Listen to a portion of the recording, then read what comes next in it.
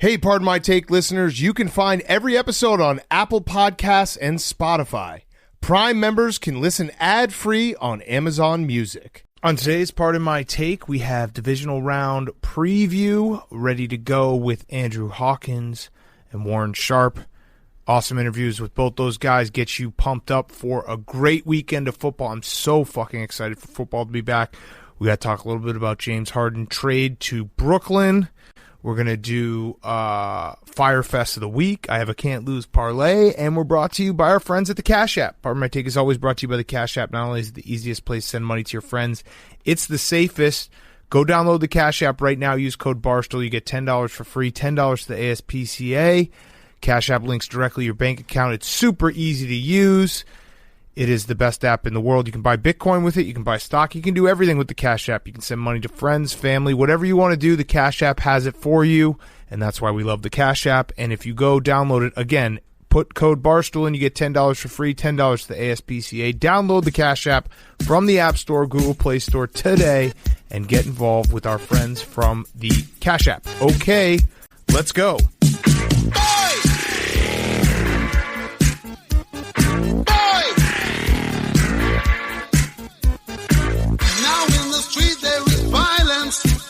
And a lot of work to be done. No place to hang out or washing. And then I can't blame all on the sun. Oh no, we're gonna rock down to Electric Avenue. And then we'll take it higher.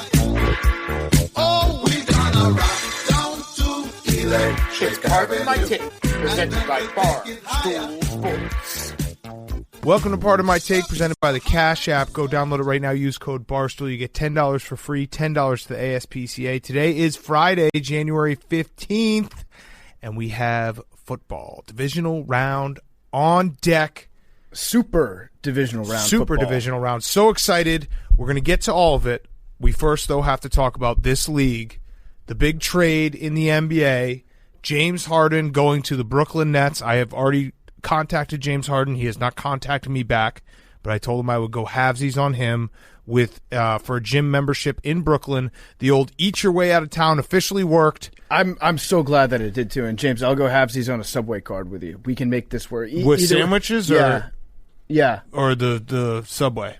Both. Eat both. Yeah, I was talking about the sandwiches. But we can split the commute. He seems more like a Uber guy. Like he doesn't want to do the 2-block walk to the subway system, but he looks awesome. His vertical leap right now is about 12 inches. I'm very glad that it worked. I'm glad that he's joining the Nets, the only team that could possibly match his level of dysfunction before he got there. Mm-hmm.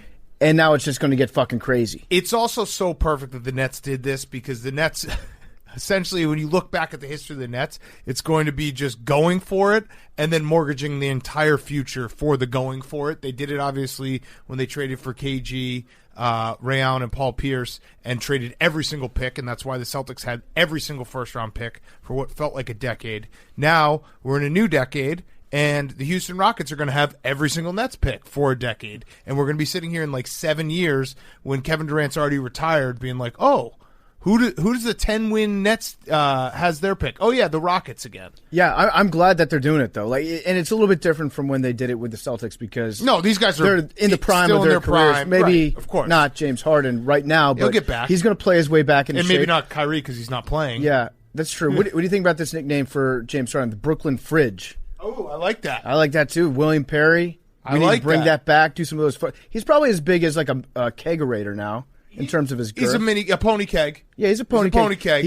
I hope more players do this because this is going to be a roadmap. You talk about a blueprint. This is a blueprint for how to get anything that you want in the world is just get fat. Get as fat as I've been trying it for a long time. I hope Deshaun Watson gets fat as shit, eats his way out of Houston. Do you think I hope Arch Manning forces a trade in a couple years by putting on so much weight he looks like Jared Lorenzen at the time. Did you see my theory? Do you think this has anything to do with the Houston Astros have now officially cursed the city of Houston? Because James Harden and now Deshaun Watson both want out of town. James Harden gets his way out of town. Deshaun Watson, to be determined whether he eats his way out of town. But it all goes back to the Houston Astros and their cheating scandal. And yesterday, the day that James Harden did get traded, was the 1-year anniversary of A.J. Hinch getting fired. Shit. Yeah, I don't Blows see your mind a little. I don't see any loophole in that plan at all. So you're cursed. You're officially cursed, Houston. Hope you enjoyed your one World Series. Yeah. I'll go with it. Right when the spin rate started to pick up down there, that's when everything went off kilter. So the question is now, the winners and losers of this trade, I feel like, well, I guess it's one of those trades you just never know because it's going to be, like, if the Nets win a title, they won the trade. But if they don't, like, this was a huge, colossal mistake for them.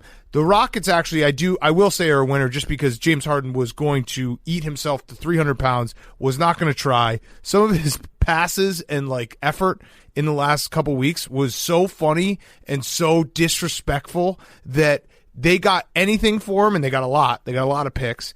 Ended up being kind of a win, and they got Victor Oladipo because the Pacers and the Cavs got in on a little trade. I love when two teams just show up in its little trade action. They're just showing up like for the menage a trois. They're like, here, let me just suck on this real quick. That's what the NBA always does. There's always like 4 teams involved in any trade, and you can never keep track of what happened. But it makes it great because you do get to have the debate down the line. You can be like, there's a possibility 5 years from now we could say, you know what, the Indiana Pacers actually won that trade. Yeah. Do you know what? The Cavs did because Jared Allen and Andre Drummond, they went back to like 90s basketball and no one could stop them. You know who really won that trade was Junior's Cheesecake in Brooklyn. Yes. Well, that buy some stock. That was better than the Barstool Fund hitting them. Yes. Was James Harden getting traded. I do feel a little bit slighted that we didn't get to see how far James Harden would push it down in Houston, though, because I'm sure you saw the same clip that I did that Russillo put out there, where he almost threw the ball into the backcourt because he just didn't care. He just gave up. His pass. But I wanted to see how much. I want to see how much fatter he could have gotten.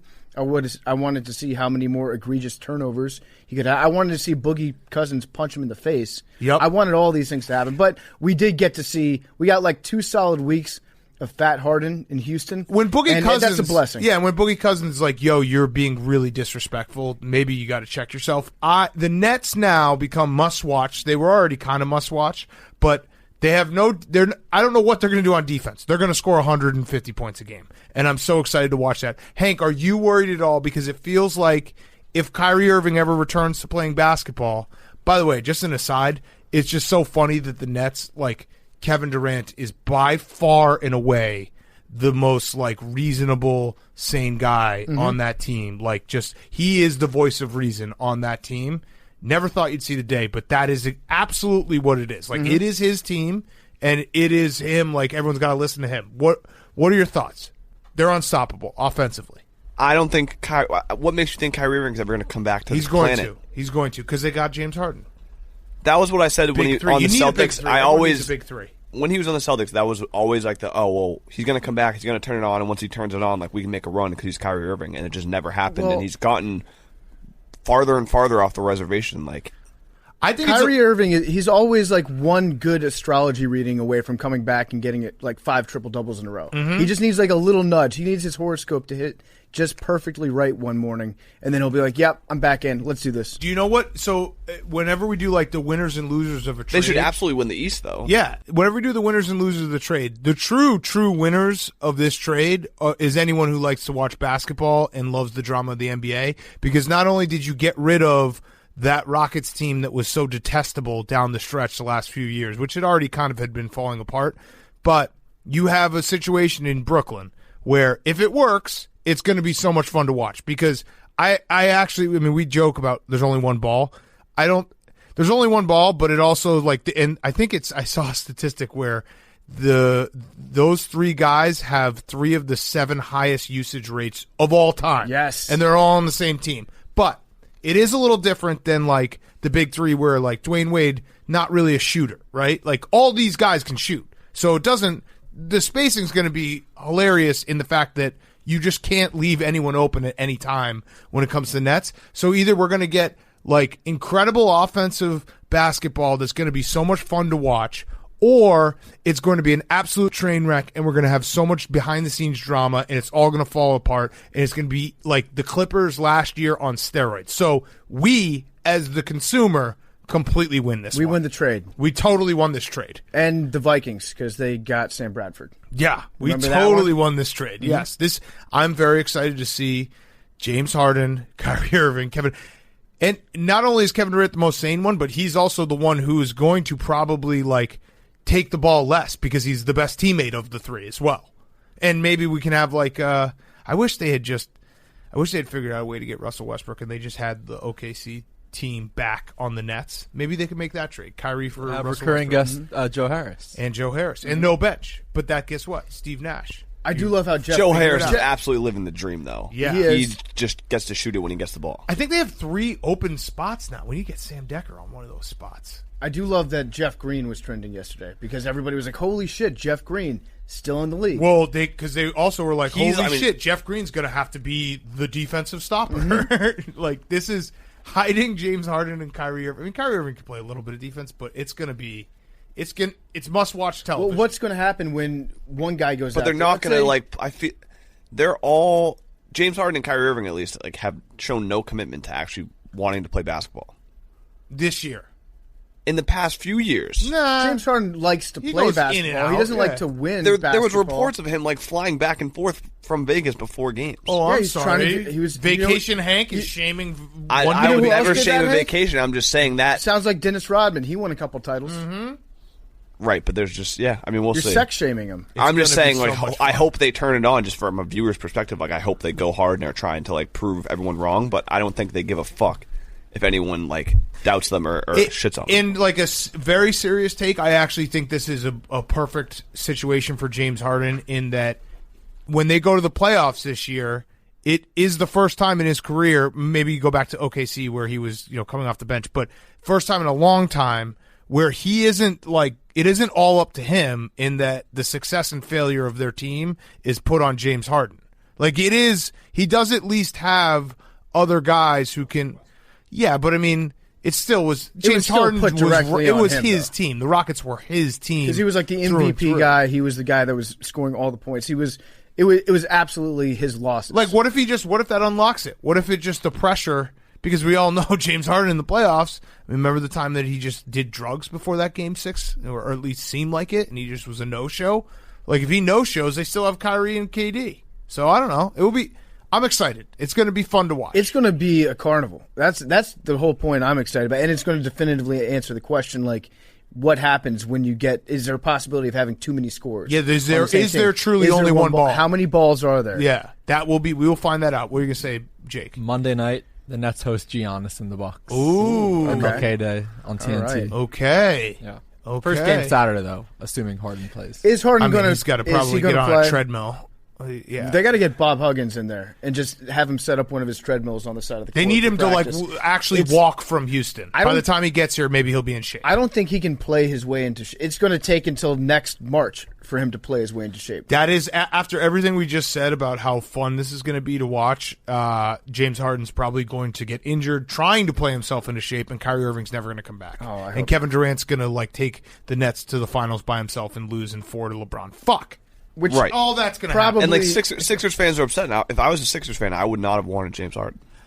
I just wouldn't. If I were a Sixers fan, I don't want to watch Ben Simmons and Joel Embiid try to coexist anymore. Like that's kind of been answered. So, I think that Big Cat's right. This is a win for us. This is the best possible destination. It's going to be hilarious. It's going to be, and I honestly think that they already were scoring like 118 a game, I think, and giving up 113 or 12. They could break the record. I think the record's like 250. Do you think Kyrie knows? Yeah. I don't know if Kyrie knows yet.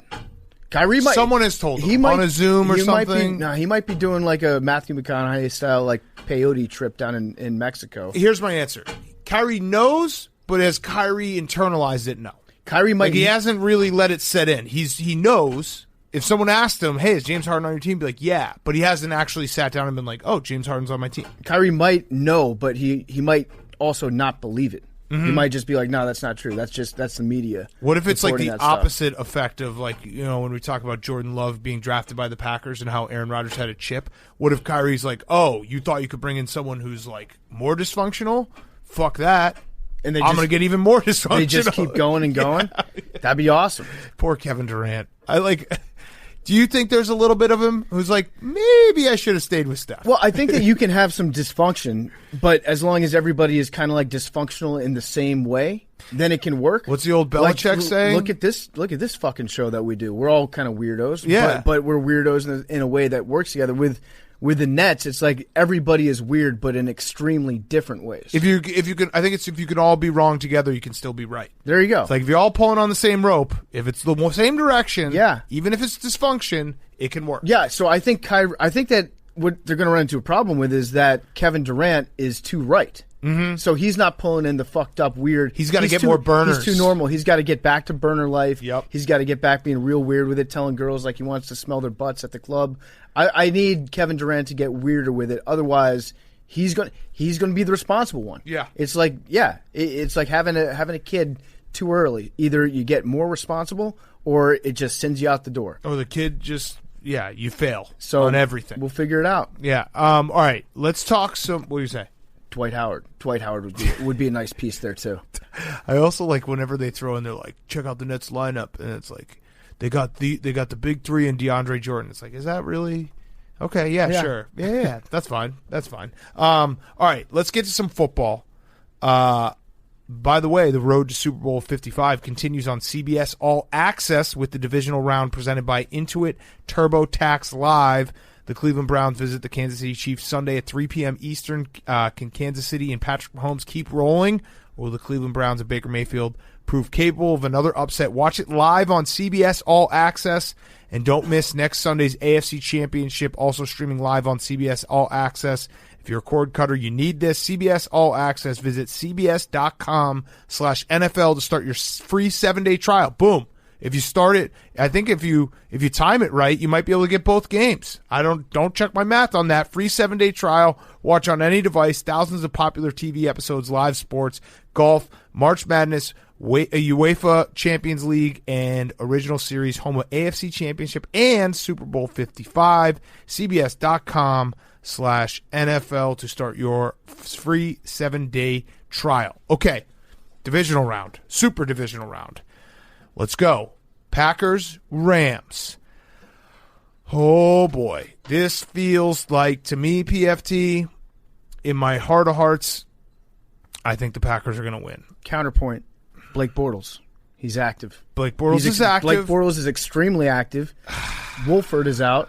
I'm trying to do the thing where it's like I don't want to get my hopes up for a team that could potentially beat the Packers and then have them fail me. So I don't think, like, I'm going to be rooting for the Rams hard. I'll probably bet on the Rams hard. 1-800-GAMBLER if you got a problem. But I know deep down this is probably a game that Aaron Rodgers is going to win just because Jared's thumb. He had surgery 10 days ago or 11 days ago. Mm-hmm. It's going to be fucking freezing cold. It's no like slight to him. He's fucking gutsy. He's the toughest guy I've ever met.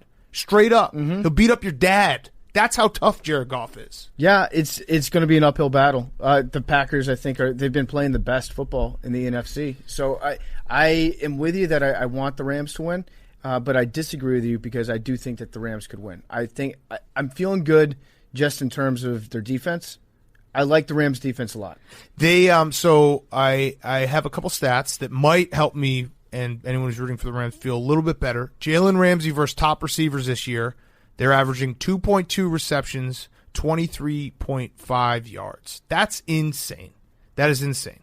Amari Cooper had the most with 7 receptions. And then you go down the list, like Stephon Diggs had 1.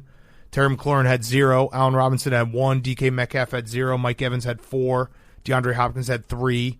DK Metcalf again with 1. Like, he just shuts down these guys. So I feel, and the Rams have gone 11 straight games without giving up 250 yards passing. It's also going to be very cold. It's going to be very Which cold. makes me nervous about the thumb. Makes me a little bit nervous about the thumb, but imagine Blake gets in and just dominates the Packers. Blake, fucking the snowboat. Yeah, can you love a man more than you already? Like, I already love Blake the most.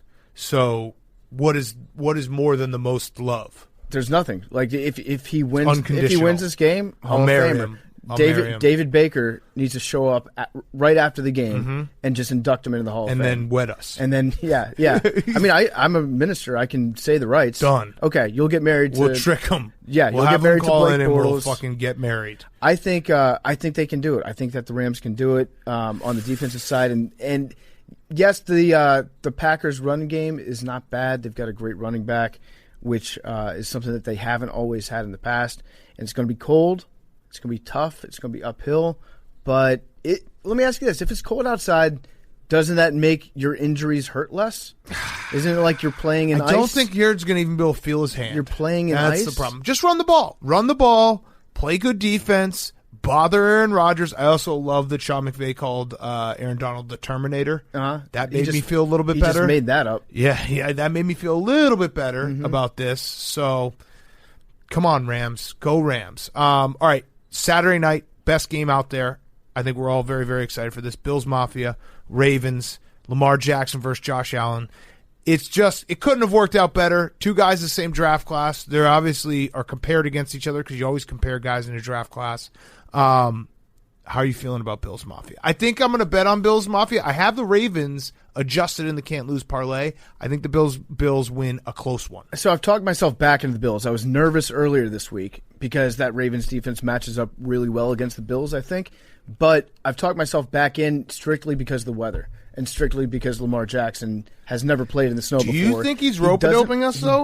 No, I don't think so. Lamar Jackson's too respectful to the media. True. He refers to people. He is. The Mike Jones clip was a little disrespectful. He calls the media like Miss Sally. Did you see the Mike Jones clip? No. There's a reporter who's like, "Hey, Lamar, Mike Jones here." And Who? Lamar just started laughing. He's like, "Mike Jones!" Yeah, that's awesome. Good. Lamar Jackson, I don't think that he would lie to the media. He's too respectful. And I think he's afraid of the snow.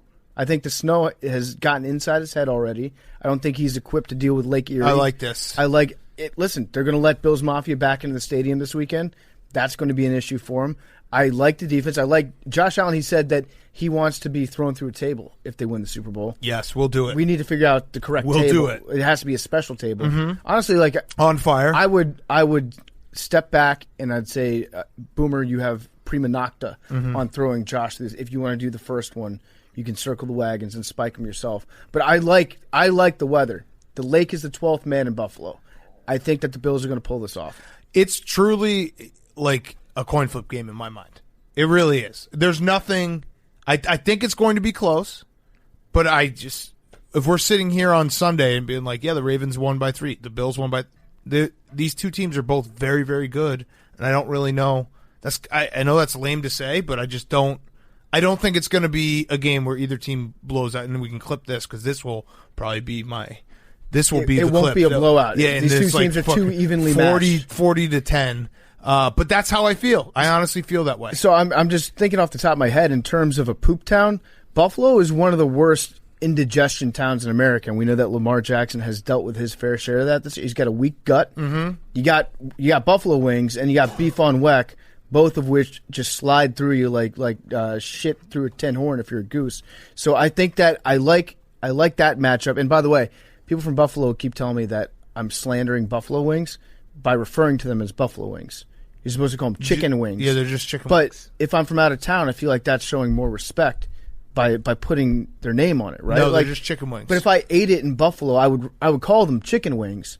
Like if you go to Paris and you make out, are you kissing or are you Frenching somebody over there? I don't know. Yeah, probably just kissing. I don't think that you have to. So it's from a place of respect. I will continue to refer to them as buffalo wings when I'm not in Buffalo, and then when I'm there, I'll just be too drunk to say anything. That's and just fair. Eat a million of them. That's fair. All right, Sunday, I have talked myself all the way into the Browns. That's dangerous. I have it's very dangerous. That's a dangerous. It's a very dangerous place to be.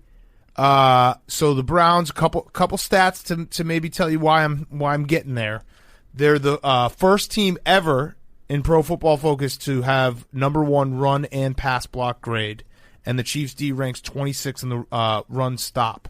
So the Chiefs offense, I'm a real believer that I do think the Chiefs have been playing with fire recently. They have won. I went through it. I got to find it. They basically the last 8 weeks, besides week 17, because you can throw that week out because they didn't start Patrick Mahomes. they haven't beaten a team by more than 6 points. So they've been toying with teams. You know what I mean? They've been toying with teams. So here it is. They beat the Panthers by 2. They beat the Raiders by 4. They beat the Bucks by 3. They beat the Broncos by 6. Dolphins by 6. Saints by 3. Falcons by 3. Okay. All of these have been close games. They haven't won a 2-possession game, and you're getting 10 points. Now, I'm not saying, when I say I'm falling in love with the Browns, I'm not saying I'm falling in love with them winning outright, but I just think the Browns are too live in this game for 10 points. Mm-hmm. The last time these two guys got together, Baker and Patrick Mahomes, in college, the stat line, we have to just read the stat line out loud. Yep. Because it's insane. Baker threw for 545 yards, 7 touchdowns. Patrick Mahomes threw for 734 yards, 5 touchdowns, 1 interception, and lost. Yeah. And he had 2 touchdowns running. Yes. It was incredible. So the thing that worries me is the Browns' defense is not very good. And that's putting it lightly. They do get Denzel Ward back. They don't have any dudes. No, there's Myles Garrett's he's a dude. He's a bona fide dude. He's a hoss. Yeah, that's an upgrade. Dude is the number one, though. No, I think a hoss. A hoss is a variant of dude, like a bad dude. I think a hoss. When I think a hoss can only really be on the offensive line. No, I think that if maybe you have a fullback, if you got a bad dude on defense that can get after the quarterback, he's a hoss. But regardless, he's really the only dude that they have back there. And the Chiefs' offense can light up anybody. So, I don't know. I want to believe in the Browns, and I'm going to be rooting for the Browns. I'm also going to bet the over in this game. All right, last game, Saints-Bucks. Sorry. Yeah. Mahomes threw the ball 88 times in that game. Yeah, no, it's crazy. It was video games. It was a straight-up video game. It's the truest. That's the purest form, unstepped on, uncut Big 12 football. I bet you Mike Leach wouldn't. No baby powder in that shit. Wouldn't change a thing. Uh-huh. Look at that. 734 yards, and he lost. Yeah. All right. Bucks Saints, the old man game.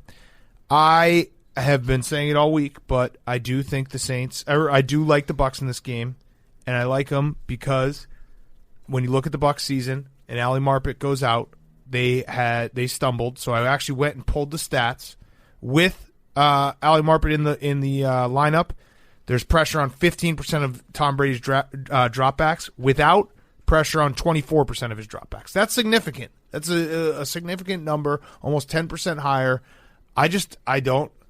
They also played the Falcons twice in that span. No. This is for the whole season. Okay. He went out for 3.5 games with concussion. So that's the whole season that their offensive line looks different with and without him. I've said it a million times. I just don't think that Drew Brees. I just see another painful Saints loss coming. Okay, I'm with you on that. There will be a painful Saints loss that happens this postseason, as is tradition. But I think it's going to happen next week. Ooh. I think they're going to win. I think they're going to dominate the Bucs. It's a matchup. Dominate? Thing. I think they're going to dominate. Where'd you get that from? I don't think this is going to be close. I think this one might be a blowout. Okay. I think it's going to be a lot like what happened last time they played. Okay. Because I think that for whatever reason, the Saints just, they've got their number. They just create problems for it. And maybe it's because I wasn't blown away by the Bucs last week. You only beat the football team by what, 8 points? But they were never. So my counterpoint to that would be they were. There was never a moment where I was like, the Bucs are going to lose this game. If you think that Drew Brees is limited, what's Taylor Heineke? A lot better of a runner. Would you start a franchise right now with Taylor Heineke over Drew Brees? Right this second? If Drew Brees said, well, no, it's in the playoffs. Oh, okay. You got one guy. No. You got one guy. No, of course not. But that game to me, and also the Bucs did a really good job blocking. All we heard was how great the Washington football team's defense was all year, and they kind of had got whatever they wanted. Yeah, the offensive line was really good. Yeah. I said that's what won the game for the Bucs, and their running game was decent. I don't think that Lenny, is going to have the same gas in his tank. I think he burned up Lenny. Burned up all the gas that he had. Playoff Lenny. Playoff Lenny. That's true. He's a different guy. I feel playoff Lenny. I like the Saints a lot in this game. Okay. All right. Tell me well, I guess that means that you don't like the can't lose parlay so I've adjusted here. Tell me which one loses. I've adjusted Bucks to plus 4.5. You obviously I don't like that. Browns over 48. Wait. Browns Chiefs over 48. Chiefs over 48. Ravens plus 10.5. So that's adjusted, obviously. Okay. And then the Rams-Packers under 52.5. That's a can't-lose parlay. You've been really feeling your Rams unders recently. You are the Ram under king. Well, every fucking game they play under. Yeah. I mean, obviously last week, but it on the... It just concerns me when I hear Big Cat discussing the word under 3 weeks in a row. I'm just saying as a friend. The Rams unders, I mean, I've been wise to the Rams although our ticket, Hank, doesn't look so good, but Hank and I were wise to the Rams, 2 months ago. Then they lost to the Jets. It ruined everything. Blake Porter's going to take us to the promised land. It's going to take us to the promised land. I hope that Jared Goff plays and he plays well, but how amazing would that be, though, if Blake Bortles came in? I mean, I already said I was going to marry him. But I mean, I'm thinking about it right now. The post game on the field, everything. He's probably putting that hat on real quick on the sidelines. Mm-hmm. No, he might be wearing some kind of protect. Maybe he's wearing a wetsuit because it's going to be cold. That's true. So do that, Blake. Or a yarmulke. Yeah, do that. Just get it ready before you even. So when you take off your helmet, got everyone little okey doke there. Blake in a do rag. What if Blake came out with the dude from Poison, Bret Michaels, do-rag. He'd look cool. And a long hair wig. He'd look cool. He'd look cool in I have anything. a stat. Literally anything. Compared to the show and this weekend's NFL games, a quarterback on 7 of the 8 teams remaining has appeared on Pardon My Take. Oh. Whoa. Wow. So Tom and Aaron Rodgers. Tom Brady. Jordan Love. A quarterback. Yeah. Trace McSorley. Got it. So everyone except Tampa. Uh-huh. Okay. Interesting. Who's their backup?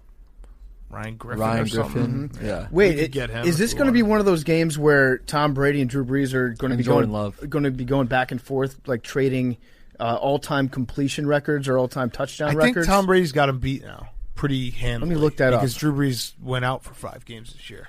So I think the touchdown record is he's ahead by not a big margin, but it's enough. How much? Tom's got 581. And then Drew Brees has 571. Yeah. But you can imagine Sean Payton. 10. You can imagine Sean Payton, even if they're up 40, just throwing Hail Marys to try to get Drew Brees that record. All right. Before we get to our interview, so we're going to have Hawk, and then we're going to have Warren Sharp. So the pile is now on sale, 10 a.m. There's some stuff from PFT's pile and Hank's pile mixed in there, 10 a.m. Go to Sideline Swap. It's going to all be sold right at 10 a.m., so if you're listening to this before 10 a.m., you still caught it in time. If not, you probably missed out, but maybe go check anyway. All money going to Barstool Fun. I'm going to match. Also, Warren Sharp, forgot to mention, but he wanted me to say it. If you want to go check out his website, what is the actual URL? Can you get that for me? Yep. If you put in code BarstoolFun50, it will be $50 off your purchase, and he'll donate 50% of their purchase to the fund. His website, is it sharpfootballanalysis.com yes. or sharpfootballstats.com? I think it's analysis. So Barstool Fund 50, if you put it in, you get $50 off your purchase, and he'll donate 50% of it to the Barstool Fund. Sharpfootballanalysis.com. It's super easy to donate, barstoolfund.com. All right, before we get to Hawk, Pepsi is bringing you a little halftime experience like never before. Grab and scan your Pepsi to get closer to the action. Tune in on February 7th for the Pepsi Super Bowl halftime show. Award-winning artist The Weeknd will be performing live on the world's biggest stage. Go to PepsiHalftime.com to check out exclusive behind-the-scenes content, AR filters, and more for the halftime show. I'm excited for this halftime show. I love The Weeknd. The Weeknd was in Uncut Gems. Yes. Sure was. The Weeknd, you've probably heard the song played about 1 million times. It's one of those songs in commercials that actually hasn't bothered me yet. So that means it's really, really good. Blinding Lights. So go check it out right now. PepsiHalftime.com to check out exclusive behind-the-scenes content. Scan your Pepsi. Get closer to the action. Make sure you're drinking Pepsi this weekend. We're always drinking Pepsi while we're watching football. PepsiHalftime.com. Thank you to Pepsi, our wonderful, wonderful sponsor. We love you, Pepsi, and we will be tuning in for the Pepsi Super Bowl halftime show with The Weeknd. It will be awesome. So get ready, PepsiHalftime.com. Okay, here he is, former Cleveland Browns wide receiver Andrew Hawkins. Okay, we now welcome on a very special guest. It is Andrew Hawkins. You know him on Twitter. You know him from his career in the NFL.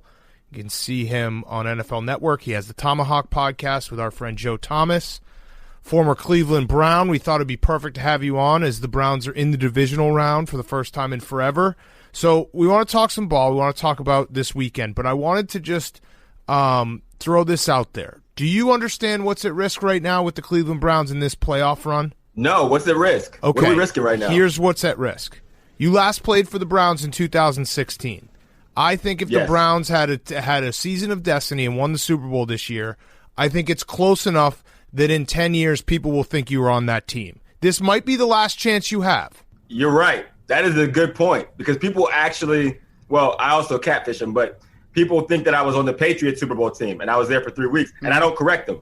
Yeah. So I can now turn into a 2-time Super Bowl winner. I didn't think about that. I honestly think you should get a ring if they win. They should give everybody that's been on the Cleveland Browns in the last 5 years that went through the lean years with the team.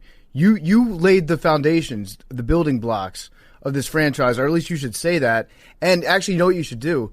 You should take a picture. Do you still have like your uniform and your helmet? Yeah. You should I have my helmet like right here. You should get dressed up like full kit and like do a little walkout video, but make it look like maybe you're back like in the back alley of the stadium. Seriously. Have it be like really close. It'll be like game day, let's do it. And then people will definitely think that you're still on the Browns. Yeah. Because all it would matter would be the tweet and the date, the timestamp. You're right. That's deep. But I feel like I really do have a part in this Super Bowl. And everyone will be like, yo, shut the hell up, Hawk. What are you talking about? But you didn't have to go out there and get your head beat in for draft capital the way that I did. Like I got real life body bruises from that. So I absolutely have a share in this damn playoff run. I don't care what anybody says. All right. So on that point, and it's something that came up throughout the season, can teams tank in the NFL? What is that like in the locker room when you're on a team that basically is saying we are playing for draft capital? I would assume no one says, hey, we're tanking, but there's got to be at least a vibe like, hey, the front office isn't really convinced to winning right this second. Yeah, I don't know if you're ever in it, if you ever really believe that that's going on, because every NFL player has like, they're idiots, right? In the sense of, myself included. It wasn't until I looked back on my career and realized like, oh, you were never going to be this guy. And I knew that while I was in it, but while you're there, you think you're one play away from being DeAndre Hopkins or one play or one good game away from being Tom Brady. You never quite come to grips with the fact that there's guys who are just better than you, even by professional standards. So with a team, you always have the guys on the team. Like we went into every game thinking we would win most times. It wasn't until that 2016 season. It was the first time in my life I would be on the other side of a team warming up. And I would think to myself, like, damn, we don't have a chance to win today. There's literally nothing we could do to win this game. And that took a mental toll that took a while to climb out of. Yeah, I imagine. And we're rooting for the Browns here. Like, we've been long established. We like Cleveland. We said they were America's team a couple years ago when they hired Freddie Kitchens. Mm-hmm. That turned out to be that was a flash in the pan, but again, God bless the broken road that brought us to this place right now. So we are unabashedly rooting for the Bills and the Browns this weekend. The Browns have a very tough task going to Kansas City. Can you just lie to us? Can you just tell us, like, what is the way? I think there's like a 10% chance the Browns can win. What has to happen besides having like the worst weather of all time, the Cleveland weather that they're more used to playing in than the Chiefs? Besides that, what's the formula for the Browns to beat the Chiefs? Formula to beat the Chiefs. We have to have the absolute best running game that the Cleveland organization has seen in the last 10 years. And we have the ability to do it because we have the best O-line left in the playoffs. And we have the best running back group left in the playoffs. And the Chiefs defense is like 31st against the run. So it does two things. Number one, that's our value proposition and the star of our team is our run game. So you are putting that on showcase and display and going with your bread and butter, and you're keeping Patrick Mahomes off the field. The Chiefs have like had slow starts throughout the season because they know they can just flip a switch, and Patrick Mahomes just like turn your little wheel like the little clown toys, and he just goes. So if we can get out to control the clock, early start, gain a lead, and kill time, that is our best chance of knocking off the Kansas City Chiefs. So the flip the switch thing is interesting because, the Chiefs are the best team in the NFL. And, you still have to find a way to talk about them instead of being like, oh, they're the best, they're going to win it all. So what I've kept on thinking about is the last half of their season, they were playing teams pretty close, and it did look a lot of times like, hey, even that, like the Falcons game, the Panthers game, they're like, yeah, when we want to, we'll just turn it on and we'll win this game. Do you think there's a danger in that, like that they can't, it might just run out where it's like, hey, they're going to flip the switch, and then all of a sudden it's the fourth quarter and the switch isn't there? Like, have you been a part of a team like that or been around, talking to guys where that is actually a real concern? Yeah, I can't say I've been on a team that can flip the switch that way. I was for 3 weeks with the Patriots, but that was only OTA practices, and those guys flipped the switch with the best of them in practice. But anyway, so I think that is a problem, and it can come back to haunt them in this situation. And I think, there's negative reinforcement, right? They won the Super Bowl a year ago. They know how good they are. They know that we are more talented than teams, and we have the quarterback that whether we need 13 points, whether we need 3 points, whether we need 21 points, at whatever time he determines to score those points, it's going to happen. The only way you could stop that is if he's not on the field to do that. And again, that's why I'm like, the Browns team, if you can get to that point and then eat clock because your run game is way more dominant than the Chiefs' run defense, it's the perfect matchup for you. You can literally just eat the clock away from Patrick Mahomes doing that. Yeah. We've been saying that the Chiefs are getting too cute. But again, that's just us trying to nitpick and find something to talk about. And they have done things. Sometimes it looks like they get bored with scoring like a 40-yard touchdown pass to Tyreek Hill. Like, that's old hat for them, so they have to do something weird like, a double reverse or like a fake lateral to Travis Kelce and then have Mahomes throw it underhand to Anthony Sherman to run it in. So, the play calling has been almost too cute to a point, and the Browns, they're playing big boy football, the run game. That's what they're trying to do. Now, hopefully they won't have any COVID issues this week because that's been a big issue. How bad was the NFL screwing over the Browns? How bad was it screwing over the Browns? COVID was screwing over the Browns pretty bad. It had all the makings of a classic Cleveland story of in the 1 year we were good, this and this happened. But the football gods smiled upon us for the first time in 4 decades. So, now I feel like it's meant to be. Can we talk real quick about Maction? My favorite thing in the entire world. You played at Toledo. Thank God, I thought you would. Hold on. You played at Toledo. Jason Candle's a friend of ours. I think I have one too somewhere in here. Wait, is that a mini helmet? Mini helmet. It is. I have one that's signed by the Toledo greats, by Lance Moore, Bruce Gradkowski, Chet. I got a mini helmet of all the Toledo greats, and Coach Dubs. I got to get him one there too. Yes, absolutely, national title with Toledo. When you played on a Tuesday and Wednesday night, did you feel like, hey, this is our Monday Night Football? Because it's my favorite thing in the world. Action on a Tuesday or Wednesday night.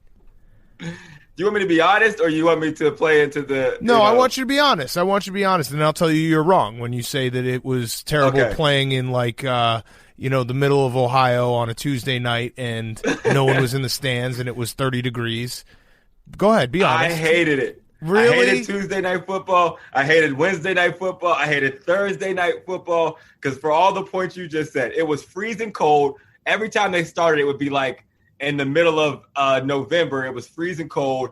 We didn't have any heaters on the sideline. In the pros, you have heaters. So cold games don't really matter to teams because you're on heated benches with heaters. In the MAC, we didn't quite have that back then. They have some now, but back then we were thugging it. And they would give us things like one pair of gloves for the entire season. So now by that time, your gloves don't work anymore. So it's cold, you have hypothermia, and you have worn down gloves that make you drop the ball that much more. There was one specific Tuesday night game. We were playing against Northern Illinois. I was a sophomore. This was if we win this, we go to the MAC championship. Jordan Lynch? It was was Jordan Lynch there? This might have been pre-Jordan Lynch. Okay. This might have been pre-Jordan Lynch. I think it would have been 2005. Okay. Bruce Gradkowski was still the quarterback. It was maybe 5 below. It was the kind of game where you got the water cups, you put it down, you walk away for 3 minutes, come back, and it's frozen. It was one of those games. My hands were cold. I ended up dropping 3 bubble screens, one for a fumble touchdown return that made us lose the game.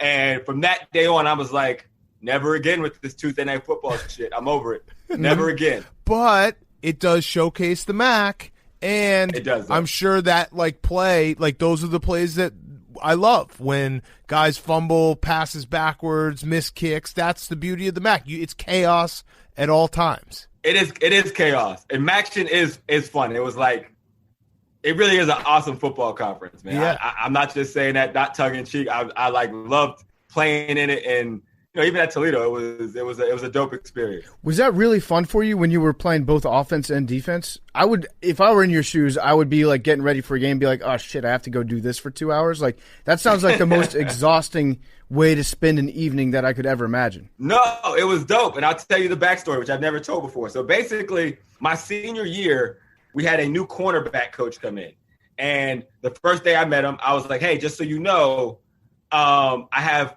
first round feet and first round hips. Like that's how I could. So I'm the best corner on the team. I just play wide receiver. And he laughed it off. And so, again, I'm 5'7", and every coach has different philosophies. They actually, back then, they weren't too high on shorter receivers.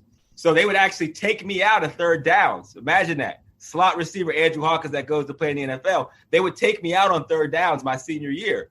And so I was like, yo, this is BS. And the corner coach is like, yo, why aren't you're the best receiver we got. Like, why aren't they? He's like, well, fine, come play corner for me.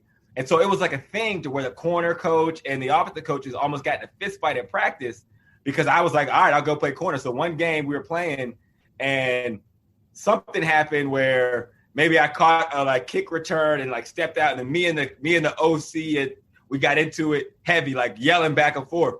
And he was like, you're out. And I was like, well, forget you then, I'll go play defense. And sure enough, the corner was like, yep, go in, you're at corner. And so that's how I started playing both ways, was kind of like a, inner squad squabble. I like that. You had people fighting over philosophies. Everybody wanted a piece of the Hawk. Yeah. That's a power move you know to what play I mean? both ways in college. Come on. Exactly. A lot of people experiment. Yeah, sure. Are you in a sauna, by the way? Yeah, a little sauna. No, this is actually, I'm in my garage, so let me show you. I built a set. Oh, sick. In the quarantine. And then it's all fake. That's cardboard. That's cardboard. You should just tell people that's a sauna. You should get a little red light that comes on and be like, yeah, you're getting the hottest takes when you're talking to me in the sauna. Spray yourself down with some water. Yeah. Yeah. And don't try to sue me for that too, because I'm using it. No, by all means. All right. So the rest of the divisional round, obviously you cover the whole league. Which game are you most excited for outside the Browns, and what maybe matchup as well? Yeah. Can I say Bills Ravens? Yeah, that's my favorite one. That's what I want to watch. Yeah, I'm a huge Lamar Jackson fan. I am. Even though I'm a Browns guy, I feel like he's the most likable player in the NFL. If you don't like Lamar, you're an asshole. That's how I kind of feel. Okay. Well, that seems pointed towards me. I like Lamar. No, I like Lamar. I do. I think it's a weird spot. Lamar, he's very obviously, when you talk about Lamar Jackson on Twitter, it's there's two camps, and my camp has always been, I think Lamar is incredible. I think what he does with his feet is that run against the Titans, no one else in NFL history besides maybe Michael Vick can make that run. I still have my doubts at times about being able to, throw the ball when it's an obvious throwing situation. And maybe you could also, I'm okay with making the argument that his receivers aren't great either, because that's also true. So do you think that that's fair to say, I still would like to see a little bit more out of Lamar in the obvious passing downs, in the obvious passing situations where he can, he's come back a couple times this year, so that's kind of to bed. But playoffs, if the Ravens get down in this game and Lamar has to pass, how's that going to look? No, that's fair. And when I say like Lamar, I mean personally. Right? Yeah. He's Jones, so cool. Yes. Yeah. He's very cool. That whole Ravens team has a coolness factor to it that absolutely draws people in. He's just a good kid to me as a person. But on the field, no, I don't think you're unfounded or you're wrong for thinking that, because it's true. And based off of what we've seen out of quarterbacks, that is the formula for quarterbacks. But I do feel like we're seeing something in Lamar that we've never seen, and it is changing the game to where we're waiting for that moment where you got to throw it, you got to do this. But it's if it's a sliding scale, I'm 5'7", and you know what I mean? But I can do these things better, so it equals it out. Or if I'm not a good-looking guy, I might be very, very funny. right? And because maybe of grow that, your hair out. I'm now wear sunglasses. Maybe I grow my hair out. Maybe I grow a really strong beard to hide my, my look. Fat, So I feel like with Lamar, the fact that the way he runs is so much better than we've ever seen from a quarterback, Michael Vick included, that because we're looking for this passing thing, it's not gonna be there. But the running makes up for it for the elite level. Now, eventually, we'll find somebody. That's the crazy part. Where we've seen Mahomes, we've seen Lamar, we didn't think someone could run the ball better than Michael Vick at quarterback. Think about eventually there's going to be a quarterback who can run like Lamar and pass like Patrick Mahomes. Yeah. And then our minds are going to be just blown at that point. His name's Josh Allen. He's playing in this game. Okay, yeah. So you've heard of him. Okay, great. No, it is. You're absolutely right. Like Lamar's running ability is so out of this world that it's okay that his passing isn't all the way what other quarterbacks are. It's a fascinating team. And I also think like Lamar becomes the biggest story because he won the MVP. He was 0-2 in the playoffs. They win last Sunday. But more than anything, I walked away from that game being like, holy fuck, the Ravens defense is incredible right now. Like they're finally all the way healthy. And that's the biggest thing to me. Like Lamar will get his. It's their defense being able to stop the Bills, who have been one of the top offenses in the league this year. And that's what you kind of sacrifice for what you may lack at the receiver position. You know what I mean? It's like, what would you rather have? Would you rather have this top tier receiver here, or would you have a defense that keeps you close to make sure you can play your game the way that it's set up? Yeah. Mm-hmm. What about the Ravens defense? I think that they actually have a bit of an edge going into this weekend because they're going against Josh Allen, who, he's making some great throws. It's actually his feet. We talked about that earlier this week. But he's passing the ball as good as anybody in the NFL right now. But he's also like extremely mobile and really effective running the ball. So the fact that the Ravens defense gets to see that all the time in practice, does that actually make them more ready to play against a mobile quarterback like Josh Allen, or is that just me trying to find a reason to think that the Ravens are going to be, pretty dominant on defense? Yeah, I think that does. I think it does help. Because it's like I would tell corners that I would go against, like if you can guard me, you can guard any receiver route wise because no one's going to be as quick. Yes, I'm smaller, but no one's going to be as quick and move like I can. And the corners, they would say the same thing. Like no one's going to beat them that way. So with Lamar, you're not going to find a mobile quarterback that you're going to play against that's different than Lamar. Now, I will say in practice, the first-team defense doesn't go against the first-team offense. It's rare. Right. So the first-team offense is practicing against the backups, and the first-team defense is also practicing against the backups. So they get to see RG3, though. They see RG3 all the time. Trace McSorley. They do see RG3. Yeah. They see a lot of Trace, a lot of RG3. So that helps. RG3 probably runs similar to Josh Allen does at like their juncture nowadays. But I do think that the Ravens defense has an edge because I think they have the best cornerback tandem. The thing that the Bills had is that they can't be guarded. Like Cole Beasley can't be guarded one-on-one. Stephon Diggs can't be guarded one-on-one. And then every receiver after that is fast and quick, and you got a quarterback that can make any throw. It's just tough to guard everyone. The team that has the best chance of that is the Ravens because their trio of corners is probably the best in the league. Yeah, no, absolutely. So speaking of cornerbacks, and this is kind of a dumb question, but the Rams-Packers game, Jair Alexander and Jalen Ramsey, two of the best cornerbacks in the league. How does a shutdown corner exist? I don't really understand it because the wide receiver position and the way the offense has moved in the NFL, like how do you shut down any of these guys who are so big, strong, fast, and then all the rules are in their favor? Yeah, so I think it's two-part. Number one, Jalen Ramsey is the best corner on planet Earth. He really is. He's like patient. The scariest corners are the guys who are patient. That's typically the bigger guys. They're not going to fall for a lot of fakes. They're just going to sit in there, hang in there, and kind of muscle you. If they can throw your timing off, I don't have to guard you and be so quick, fast, and reactive. It's just a matter of ruining your timing with your quarterback and making them come off of you. So that's what Jalen Ramsey is great at, and that's why he's the best. The other thing he has working in his favor is he has Aaron Donald in front of him, right? So he's not having to guard guys, as much as the team with a terrible D-line because you can't just sit back there with AD chasing you. He's going to come there, and if he catches you, he has bad intention. So the combination of those two players on a defense are huge because it takes three guys to block Aaron Donald. And Jalen can guard anybody, one-on-one for the regular time, let alone a quicker tick because he has Aaron Donald chasing down the quarterback. It is crazy though. Like, I'm so excited to watch Jalen Ramsey versus Devontae Adams on Saturday because Devontae Adams, he had an incredible season. And if you had to ask yourself right now, like, who will probably get the best of that matchup, it's Jalen Ramsey, and that makes no sense in my brain because Devontae Adams, every time he runs down the field, he's wide open. He's catching balls from Aaron Rodgers. Yeah, and it's crazy. I remember the graphic of Darrelle Revis when it had like the list of receivers in that season, and they had like no catches, 1 catch, 2 catch, 3 catch. And if you look at Jalen Ramsey this year, it's the same thing. And I feel like this is like the final board of the video game. That if he locks Devontae Adams down against Aaron Rodgers, it's like, he's in a whole other stratosphere. And I never thought we'd see a corner that kind of matched that same graphic from Darrelle Revis. Yeah. You mentioned Cole Beasley a second ago. Do you have respect for his All-Pro vote as a fellow slot guy? Are you like, it's about time that we start? We're not going to slot shame each other out here. It's 2021. We're not slot shaming. No. I mean, he's taking the fight on and taking it to new levels that I didn't even think was possible. And I feel like I played a small part in that. And to watch Peter King explain it the way he did. At first, I was like, those stats. And then when he explained it, like, no, this is my slot guy. It was a standing ovation. Like, you damn right. This is. You wouldn't say it. You wouldn't judge a tight end based on his receiving yards to a wide receiver. So why would you do that on a slot? This is the best slot in the game.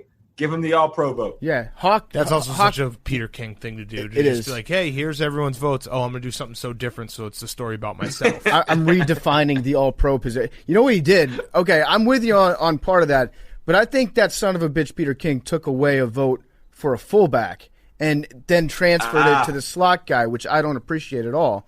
But yeah, that's the game we're in. I will. The game, though. I know you like the fullbacks. I do, and I like Patrick Ricard. I think Patrick Ricard, hand up. I haven't talked about Patrick Ricard enough. We all make mistakes. Mm-hmm. That was a big oversight on my part. I don't know how I overlooked a dude that's like 6'2" and 311 pounds, but that dude, he's not. We like to do this with different teams. He's not the best player on the Ravens offense, but he's the most important player on the Ravens offense. I like that. Mm-hmm. I like that. It's important. All right, the other game I want to talk to you about, the Bucs Saints. So we always make the joke, there's only one ball. And how much is that, like, how much truth behind that is there when you're talking about a Bucs offense that seems to have kind of found their way, but you have Antonio Brown, Mike Evans, Chris Godwin, Rob Gronkowski. If like those guys don't get looks during a game, do they get out of the game? Like, how does that feel as a receiver when you're not getting the ball or you're not getting targets and you're in the third quarter and it's like, I have no rhythm here? Yeah, you can definitely fall into that, but it all depends. It's like a top-down mentality. I'm going to go pretty deep into this rabbit hole. So, like, the Patriots work because everything in the organization flows up to one person.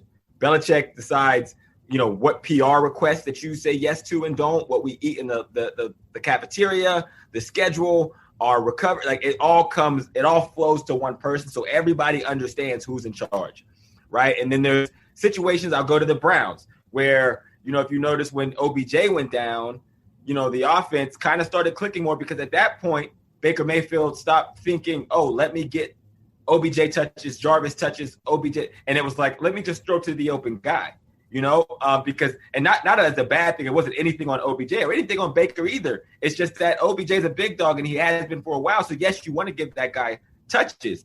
With Tom Brady, it's different. Tom Brady is the big dog.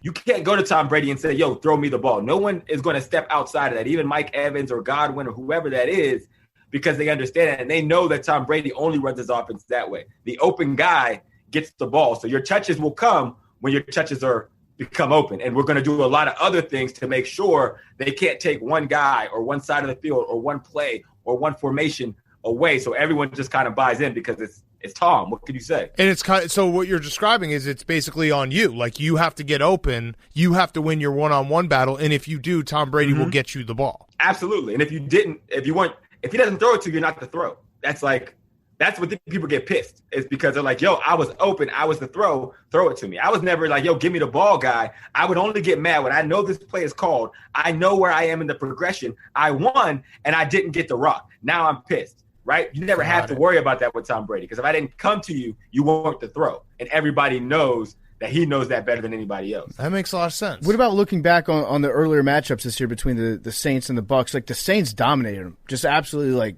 stomped on their heads last time they played. Yeah. What's the difference between a team that looks at that, goes in the next matchup with their heads down, and a team that looks at that and just gets pissed off?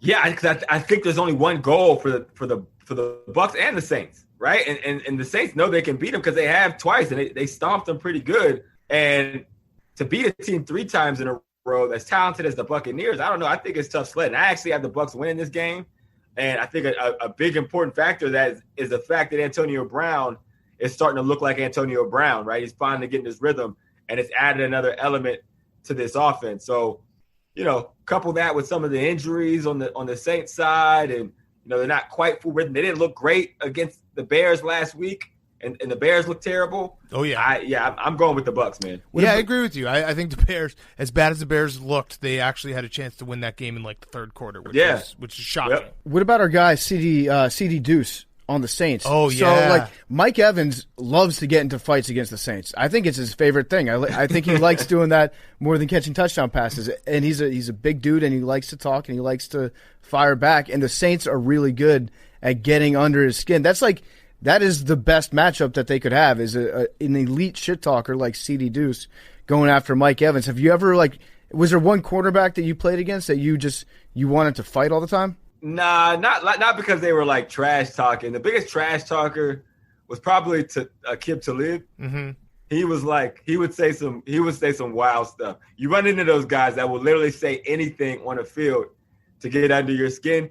He would say some wild stuff. He was the best at it. Like, it wasn't, it's like Chad Ochocinco was like a fun trash talker. Yeah.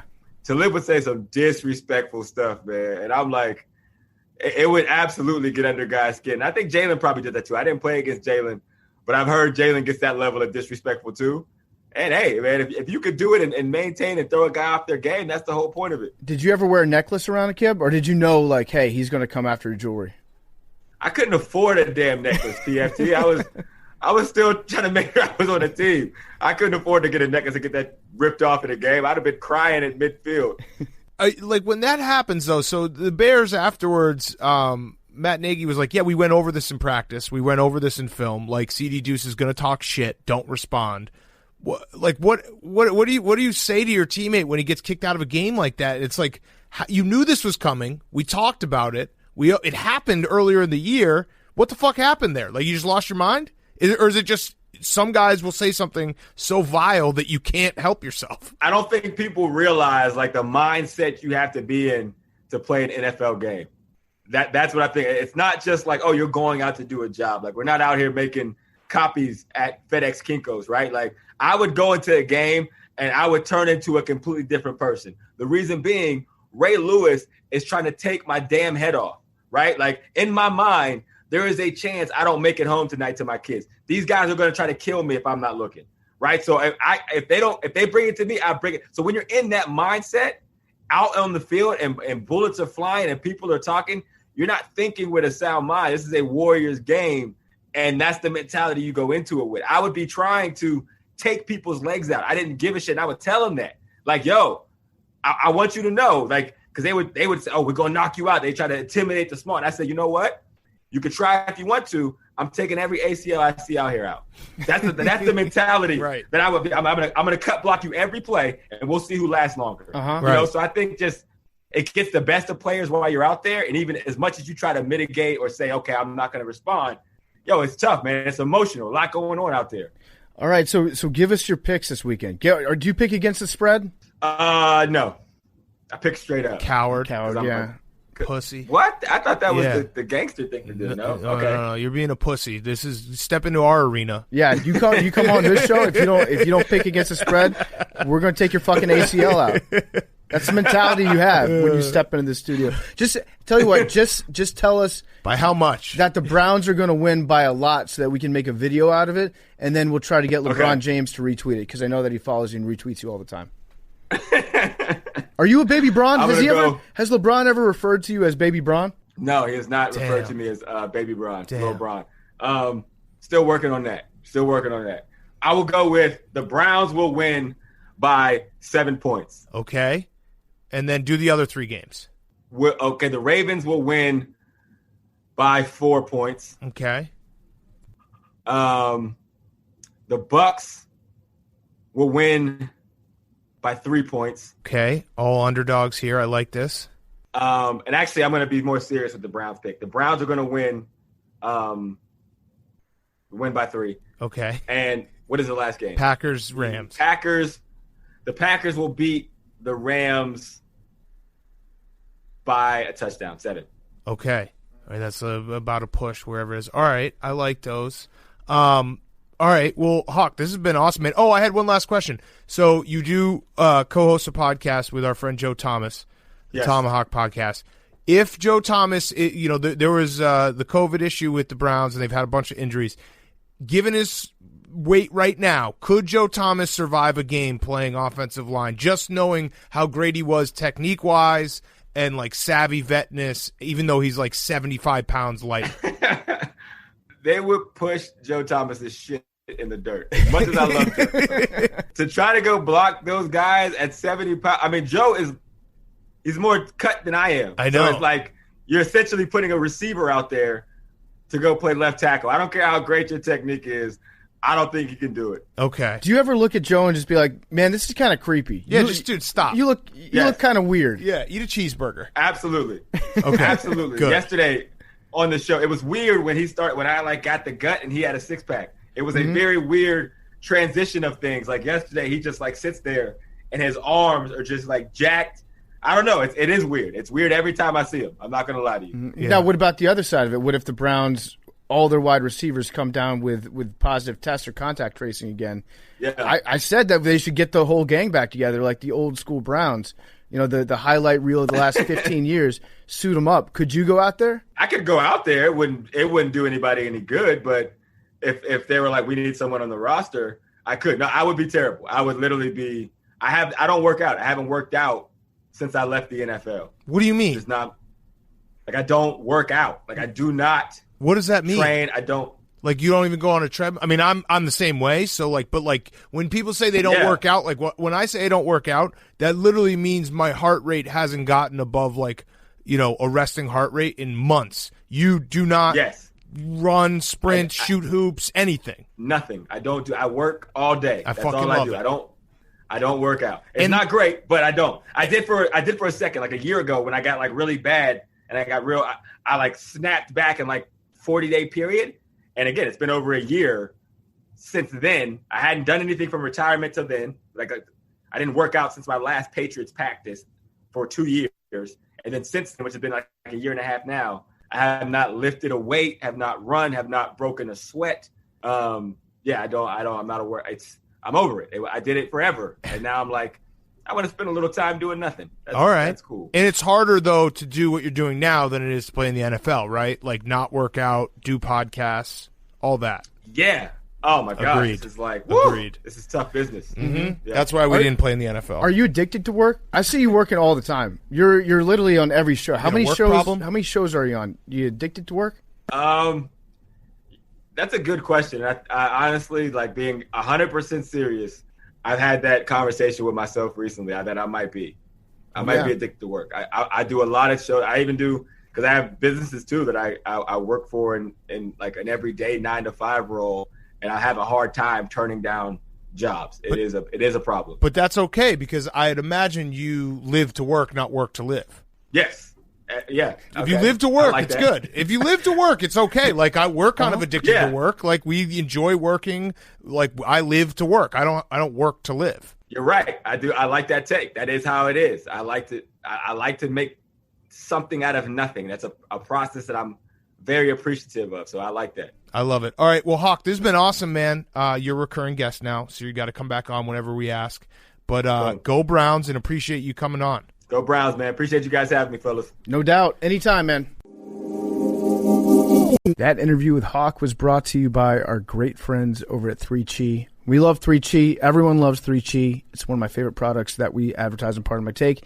3Chi is awesome. It's a great product. It's also delicious, and it'll make you feel amazing. You know what I'm going to do? I'm calling my shot right now. I'm going to go home. I'm going to take a 3 chi. By the time you hear this, I will be throwed off some 3 chi. That's a guarantee. That's a promise. 3 chi is the industry leader in Delta 8 THC products. All the products are formulated by a biochemist and made in the USA with USA-grown hemp.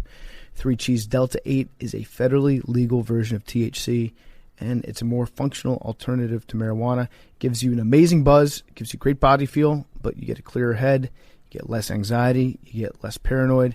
It's available online at 3chi.com. That's the number 3, chi.com, and at retailers around the country. Remember, this is not CBD. This is not a CBD advertisement. This is psychoactive, so it'll give you a buzz. Please use responsibly. Start out with a quarter of one, raise your way up to a half one. Then if you're feeling real spicy, maybe then you take a full one. And again, give it some time to kick in because it is an edible. It takes a little bit longer to hit. If you use the edible, they also do vapes though. They do tinctures, they do oils, so you can make your own homemade edibles. I need to go back to my neighbor's place and drop off a few more brownies, so maybe I'll use some 3 Chi oil for that. Use promo code PARDON at checkout. Get 5% off your order. 3chi.com, 3chi.com, promo code PARDON at checkout. Get 5% off your order. And now, here's Warren Sharp.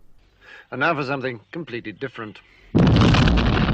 Okay, we now welcome on our good friend Warren Sharp. You can find him at Sharp Football, sharpfootballanalysis.com. He's got a podcast on The Ringer. He's here to break down divisional round. Very excited for these matchups. Let's just do it. Let's just jump in. Let's just go chronological order. You can tell us your thoughts. We'll tell you our thoughts. We'll trade thoughts. Yeah. Let's start with the Packers-Rams. It just was announced that John Wolford is not going to be active, so it's Jared Goff and then the boat, Blake Bortles, behind him. Is there a recipe for the Rams to win this game, and what does it look like? The recipe is you've got to figure out with Brandon Staley, a brilliant defensive coordinator for the Rams, figure out how to slow down the Packers in the first half. The Packers are the NFL's number 1 highest scoring offense in the first half. What Staley has been great at is reducing offensive output by opponents in the second half of games. They have the number 2 best adjustments and second half point output of opposing offenses, but you got to figure out how to do that in the first half right off the jump against the Packers, because that's where Green Bay does so much damage. They're on their home field. Aaron Rodgers has been dreaming of this opportunity to host this playoff game. That's what he's been playing all season for, is to have home field advantage to be able to host one of these. And now you're dealing with trying to manage a guy with a broken thumb who's only played a couple games in his NFL career in cold weather like this. It's going to be a challenge, but you have to win it with defense and not make your offense have mistakes. What about the other side of the coin, the Packers defense, which we've slandered repeatedly this year, but we've kind of come around on them because they seem to be playing better. They won the Fraud Bowl. The eyeball test in the Fraud Bowl against Ryan Tannehill, who he's a quarterback that absolutely hates the cold. I don't know if there's any stats to back that up, but he looked like he was frozen out there. Is the Packers defense actually that much better in the second half of the season, or are we making that up? No, look, I think when the Packers play an offense that's really going to test them, they're going to have some trouble. Where they match up good here against the LA Rams is that they're really good at the perimeter with their cornerbacks. And so I think LA has got a very defined game plan here. I think it's a lot of Cam Akers running the football, and you've got to try to get some upside from Higbee as a tight end against some of those linebackers. That's an edge that I think should be able to favor the LA Rams here. I like the Packers defense, but I do think that it is a little bit fraudulent, could get exposed by the right offense.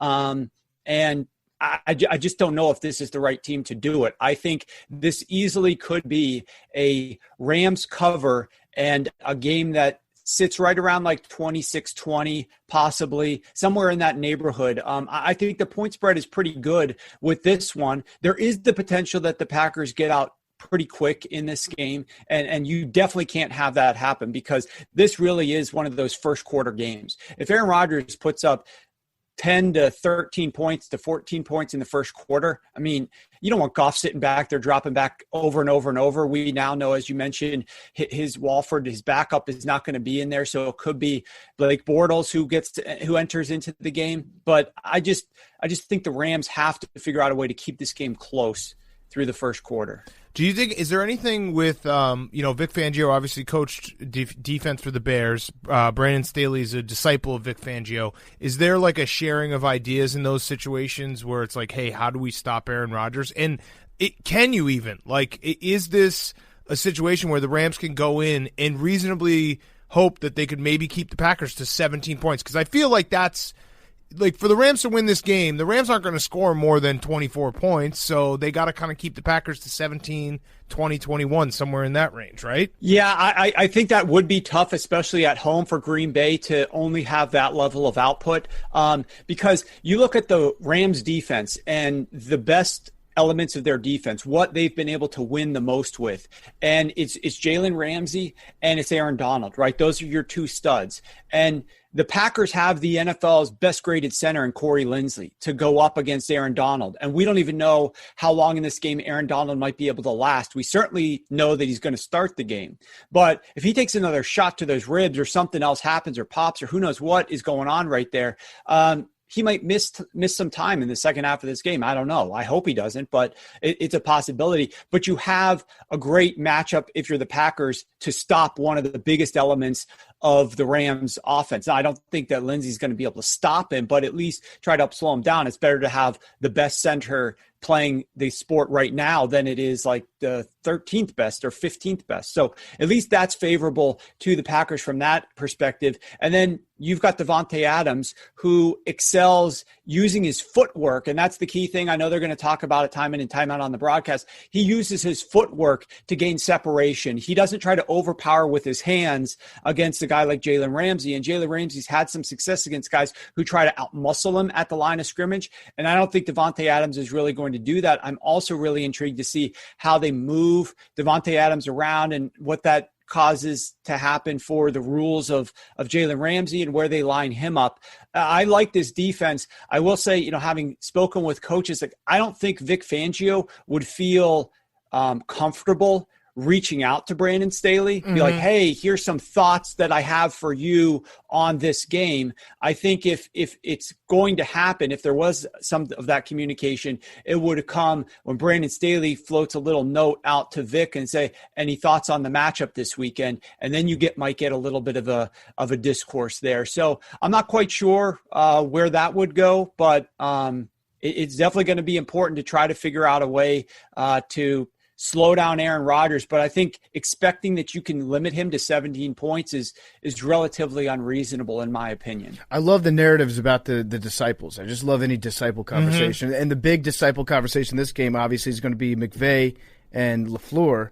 How does that usually shake out if there's like a head coach that's coaching against a guy that worked underneath him? Does the advantage, would you think that it would go to the guy that learned so much from the head coach, or would it go from would he go to a head coach like McVay who saw everything that LaFleur did, probably memorized it, and then, has a little leg up leading into the actual game? I think it's really fascinating because I don't know that there's necessarily a hard and fast rule. I have not studied the game results when those two types of things line up because it really is so specific in this particular instance. As an offensive coach, as a designer of your offense, you cook. You're the chef and you work with the ingredients that you have at hand. And then you're trying to make the best meal possible. And each guy's got their own set of ingredients. It's not like these cooking shows where they give all the teams the same exact recipe, the same exact ingredients, make something different and that we will like.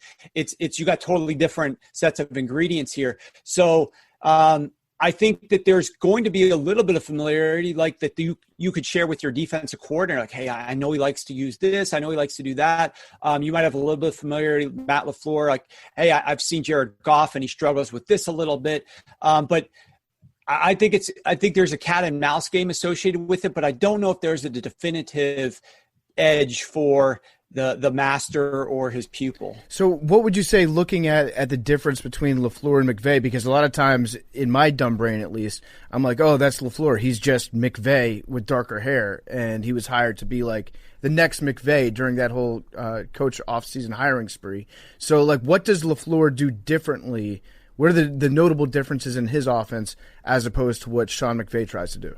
Well, the cool thing is that when McVay was with LaFleur in LA, McVay was 11 personnel, 90% of the game. I'm just going to, and you know what, one that running is back now, so, and one tight end. Yep, to it.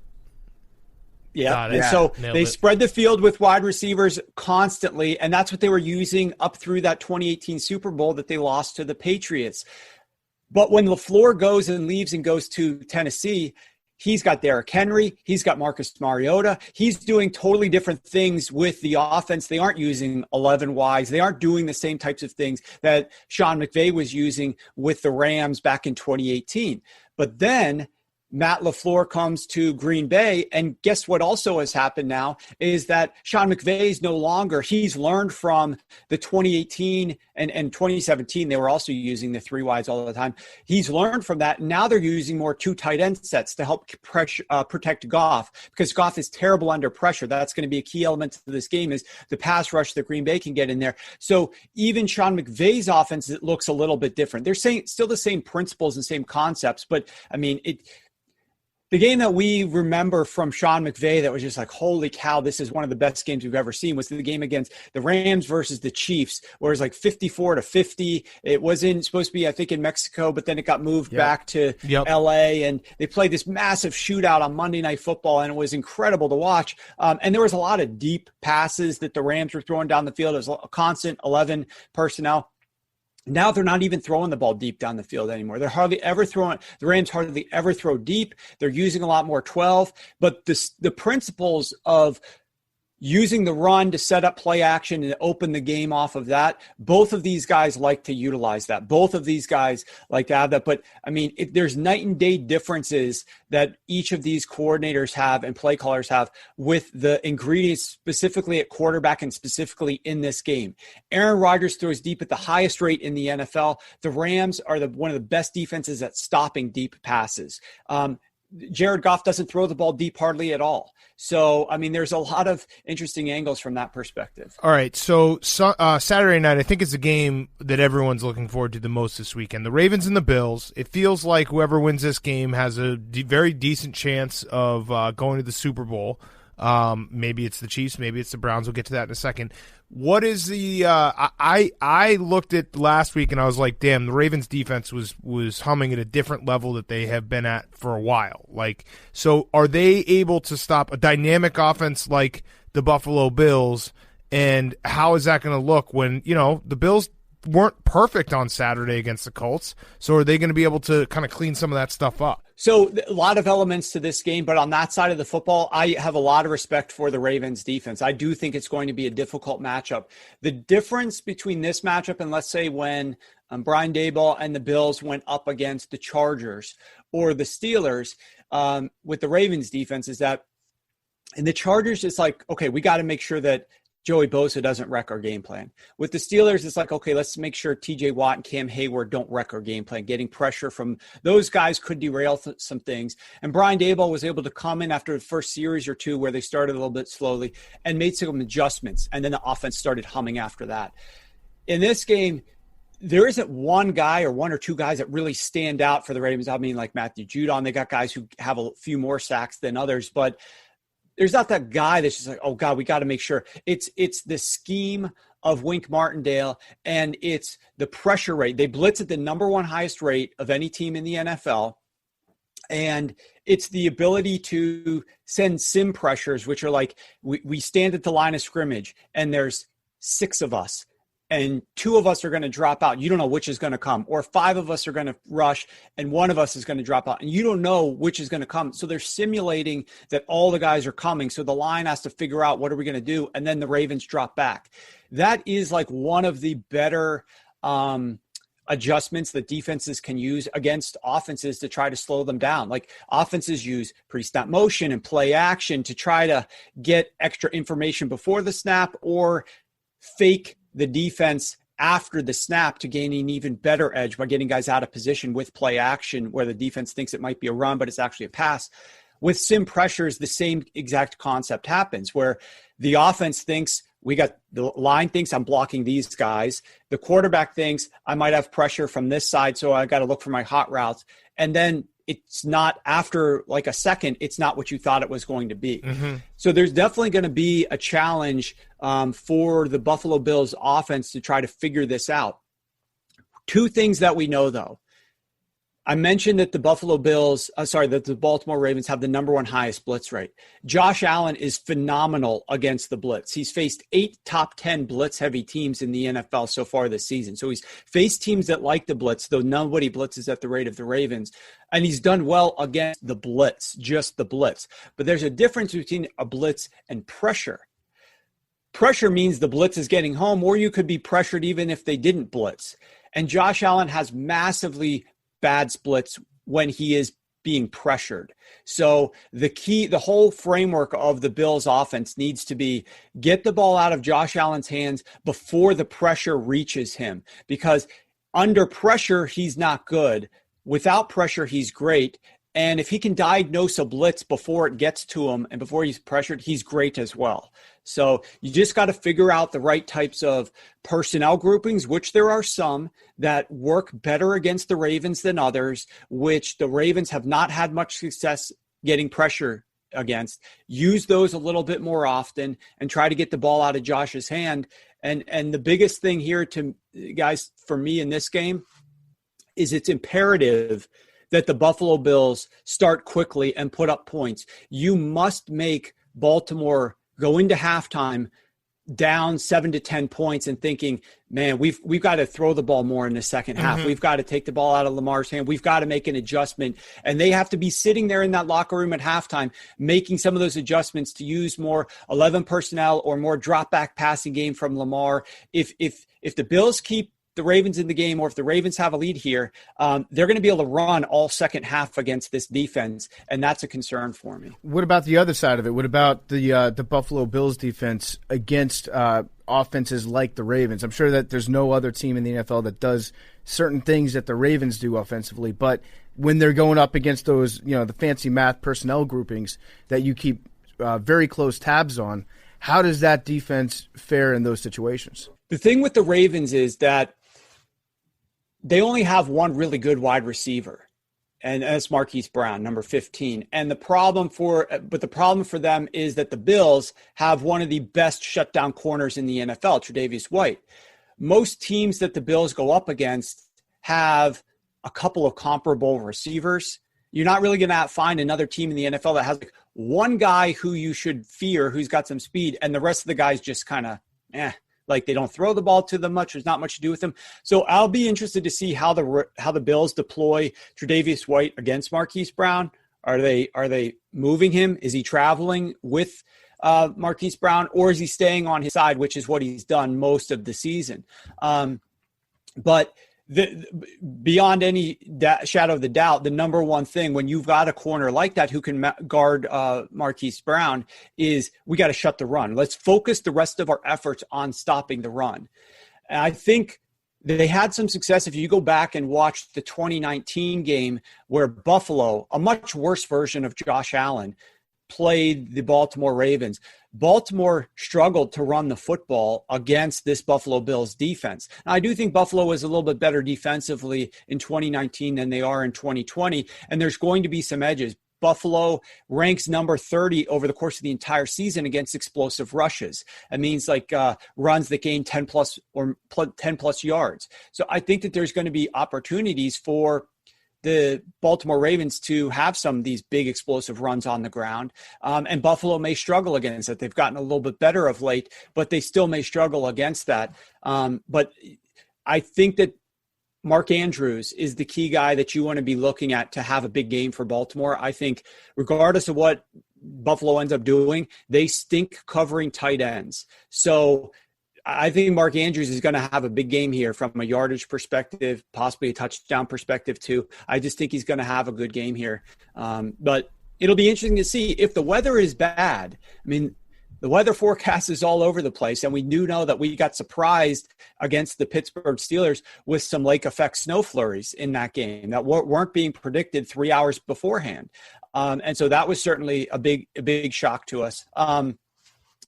If the weather is bad, that favors Baltimore because they want to just run the football, and Buffalo lost their starting running back last week, so they're playing with Singletary and they want to pass the football. But what the funny part is it's already in Lamar Jackson's head. He's already said, I don't want to play in the snow. I really don't want to. And so to me, it's like Buffalo should use this to their advantage, right? Like, create snow. I know Buffalo hasn't fared well against in the weather conditions that they've played, but why did you go get Josh Allen? You got the big hulky dude from Wyoming, the guy with the big hands and the big arm who could play in these conditions, who's played in them in Wyoming, this is a Buffalo quarterback, right? Josh Allen's perfect for this. And you got another quarterback who's like, I don't really want to I don't want to have to play in the snow. So Buffalo needs to welcome whatever the weather conditions are and just try to use it to their advantage. The lake is the 12th man. Lake Erie across the board. Those are our teams there. So Lamar's never played in the snow ever in his life. He saw snow one time.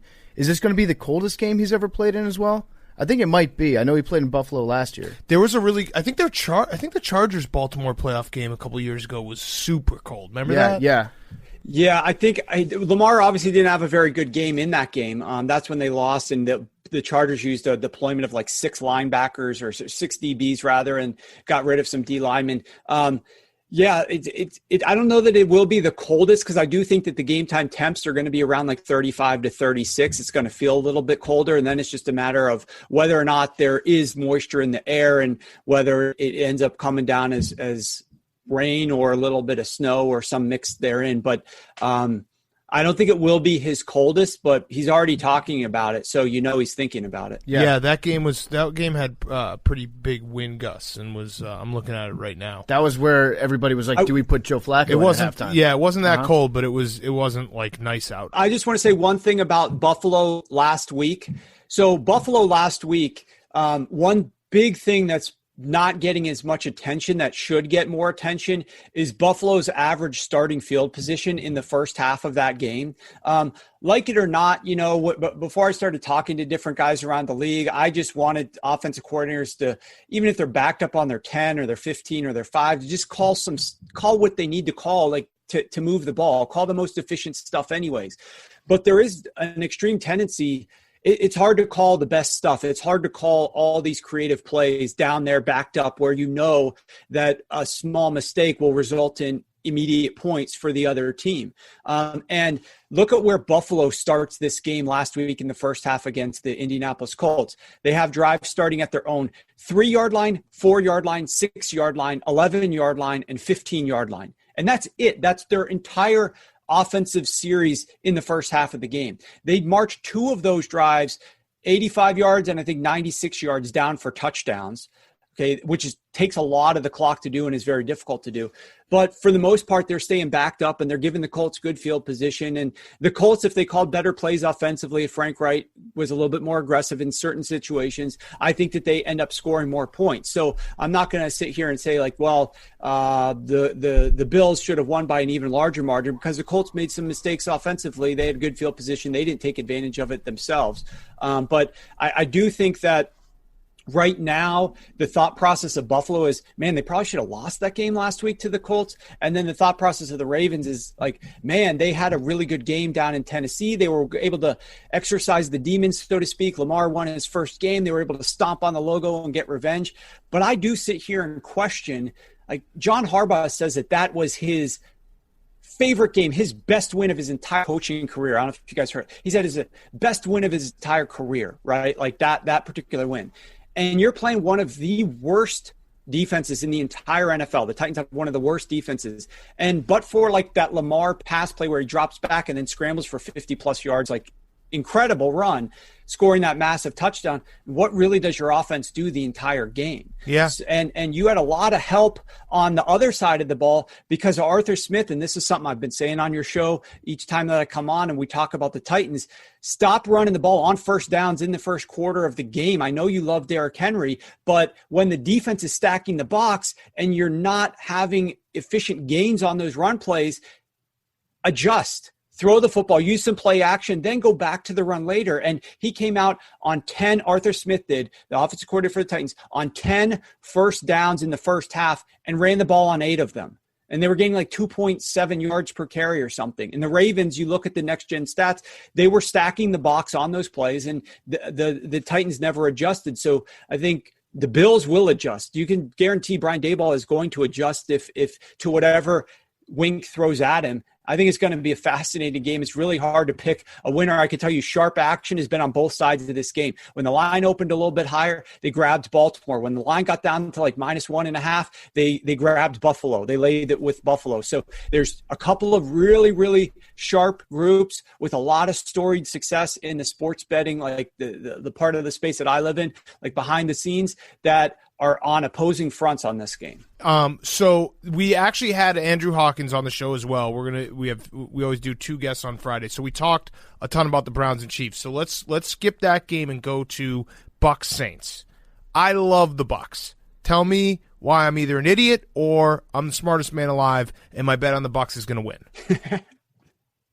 Well, can I ask you a question? Yeah. Is how much of Tom Brady catching points is factoring into the reason why you like the Bucs here? No, it's actually that I don't believe in the Saints, and I think Drew Brees is very limited. And more than anything, I think if you look at the Bucs season, the first half of the season trying to figure things out, the second half when they had that little blip where they close game to the Giants, get killed by the Saints, lose to the Chiefs. Ali Marpet's out for all those games, one of the best guards in the game. And I think that shifts it to me, where the Bucs will have a lot more success protecting Tom Brady. And at that point, he can slice you up any which way. Yeah, I think that if you like the Bucs in this game, you have to like them for one of 2 reasons. The first reason is you think Breeze and the Saints are toast. You think that they're kind of done. His arm strength is done. The best of his career is come and gone, and now he's in the twilight, and this isn't going to work out well. So you either think that they're going to be inefficient against the Bucs defense, which the Bucs defense ranks pretty well, but really is susceptible. So you got to feel like the Saints aren't going to be able to take advantage of that this go around. Or you have to think that the Tampa Bay Bucs, something has changed, either personnel-wise, like you said, with Marpet, or strategic-wise, the strategy of the attack, because they obviously had no success in the first couple of games against these guys. And so what I did is I went back and I looked at, it's rare that a team wins twice against the same opponent in the same season. That doesn't happen very often. When it did happen, when the first team won, let's pretend it's the divisional matchup. That's what all these games are. We're not talking about the playoffs yet. We're just talking about regular season only. Team A wins the first game. Then they play the same opponent again later that season in the divisional rematch, and Team A wins again. So they swept them. Typically, when you play and win the second game against the opponent, you win by higher margin than you did the first go around. And why would that be? Even though that on average, only like 55% of the time, will there be a sweep? Will the first team be able to win the second game? Like I said, it's very difficult to do. But the 45% of the time, the 55% of the time that it does happen, you win by higher margin. And the reason is probably because you've got inherent matchup edges against that opponent. You're just better. I mean, football, at the end of the day, it comes down to the X's and O's and the Jimmies and the Joes. It comes down to the players lining up against one another and the strategy that the coach is using. And in some cases, a combination of those 2 things, or one more than the other, ends up factoring into the outcomes of games where certain teams just don't match up well with one another. We're talking a very small sample size, but I want to share the results here. When a team sweeps its opponent and then plays them for a third time in the playoffs. And I went back to 1990 to look at instances of this. And there's only been 17 instances where that has happened. And the team that swept their opponent won 13 of those 17 games in the third meeting of the season, the one that was in the postseason. If it was beyond the wild card round, they won 5 of 6.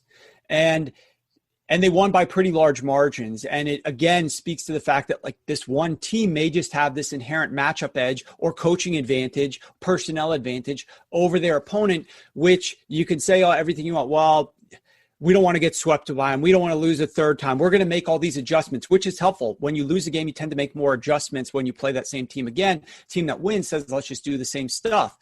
So there are things that do benefit you, but sometimes you might just be outmatched. And that's what I'm trying to figure out here is, are the Saints just a better matchup against the Bucks? And will the Bucks have any hope of success? Because when you guys look at the Saints defense, you'll see that they rank top 5 in defensive efficiency. But then you go down and you look at the opposing offenses that they played. Look at any team that ranked above average that the Saints have played this year besides the Bucks. The Chiefs, they gave up 32 points. The Vikings, they gave up 33. The Panthers, they gave up 24 in the first meeting. The Raiders, they gave up 34. The Chargers, 27, and the Lions, 29. We're talking about 24-plus points to all of these teams with just above-average offenses, not the best of the best, just above average. The Bucs obviously are an above-average offense. They're better than that. They're one of the best that we have in the NFL. Will they be able to produce like these other guys have done, or is the matchup just so much in favor based upon the way that these teams physically line up against one another that they're not going to have as much success?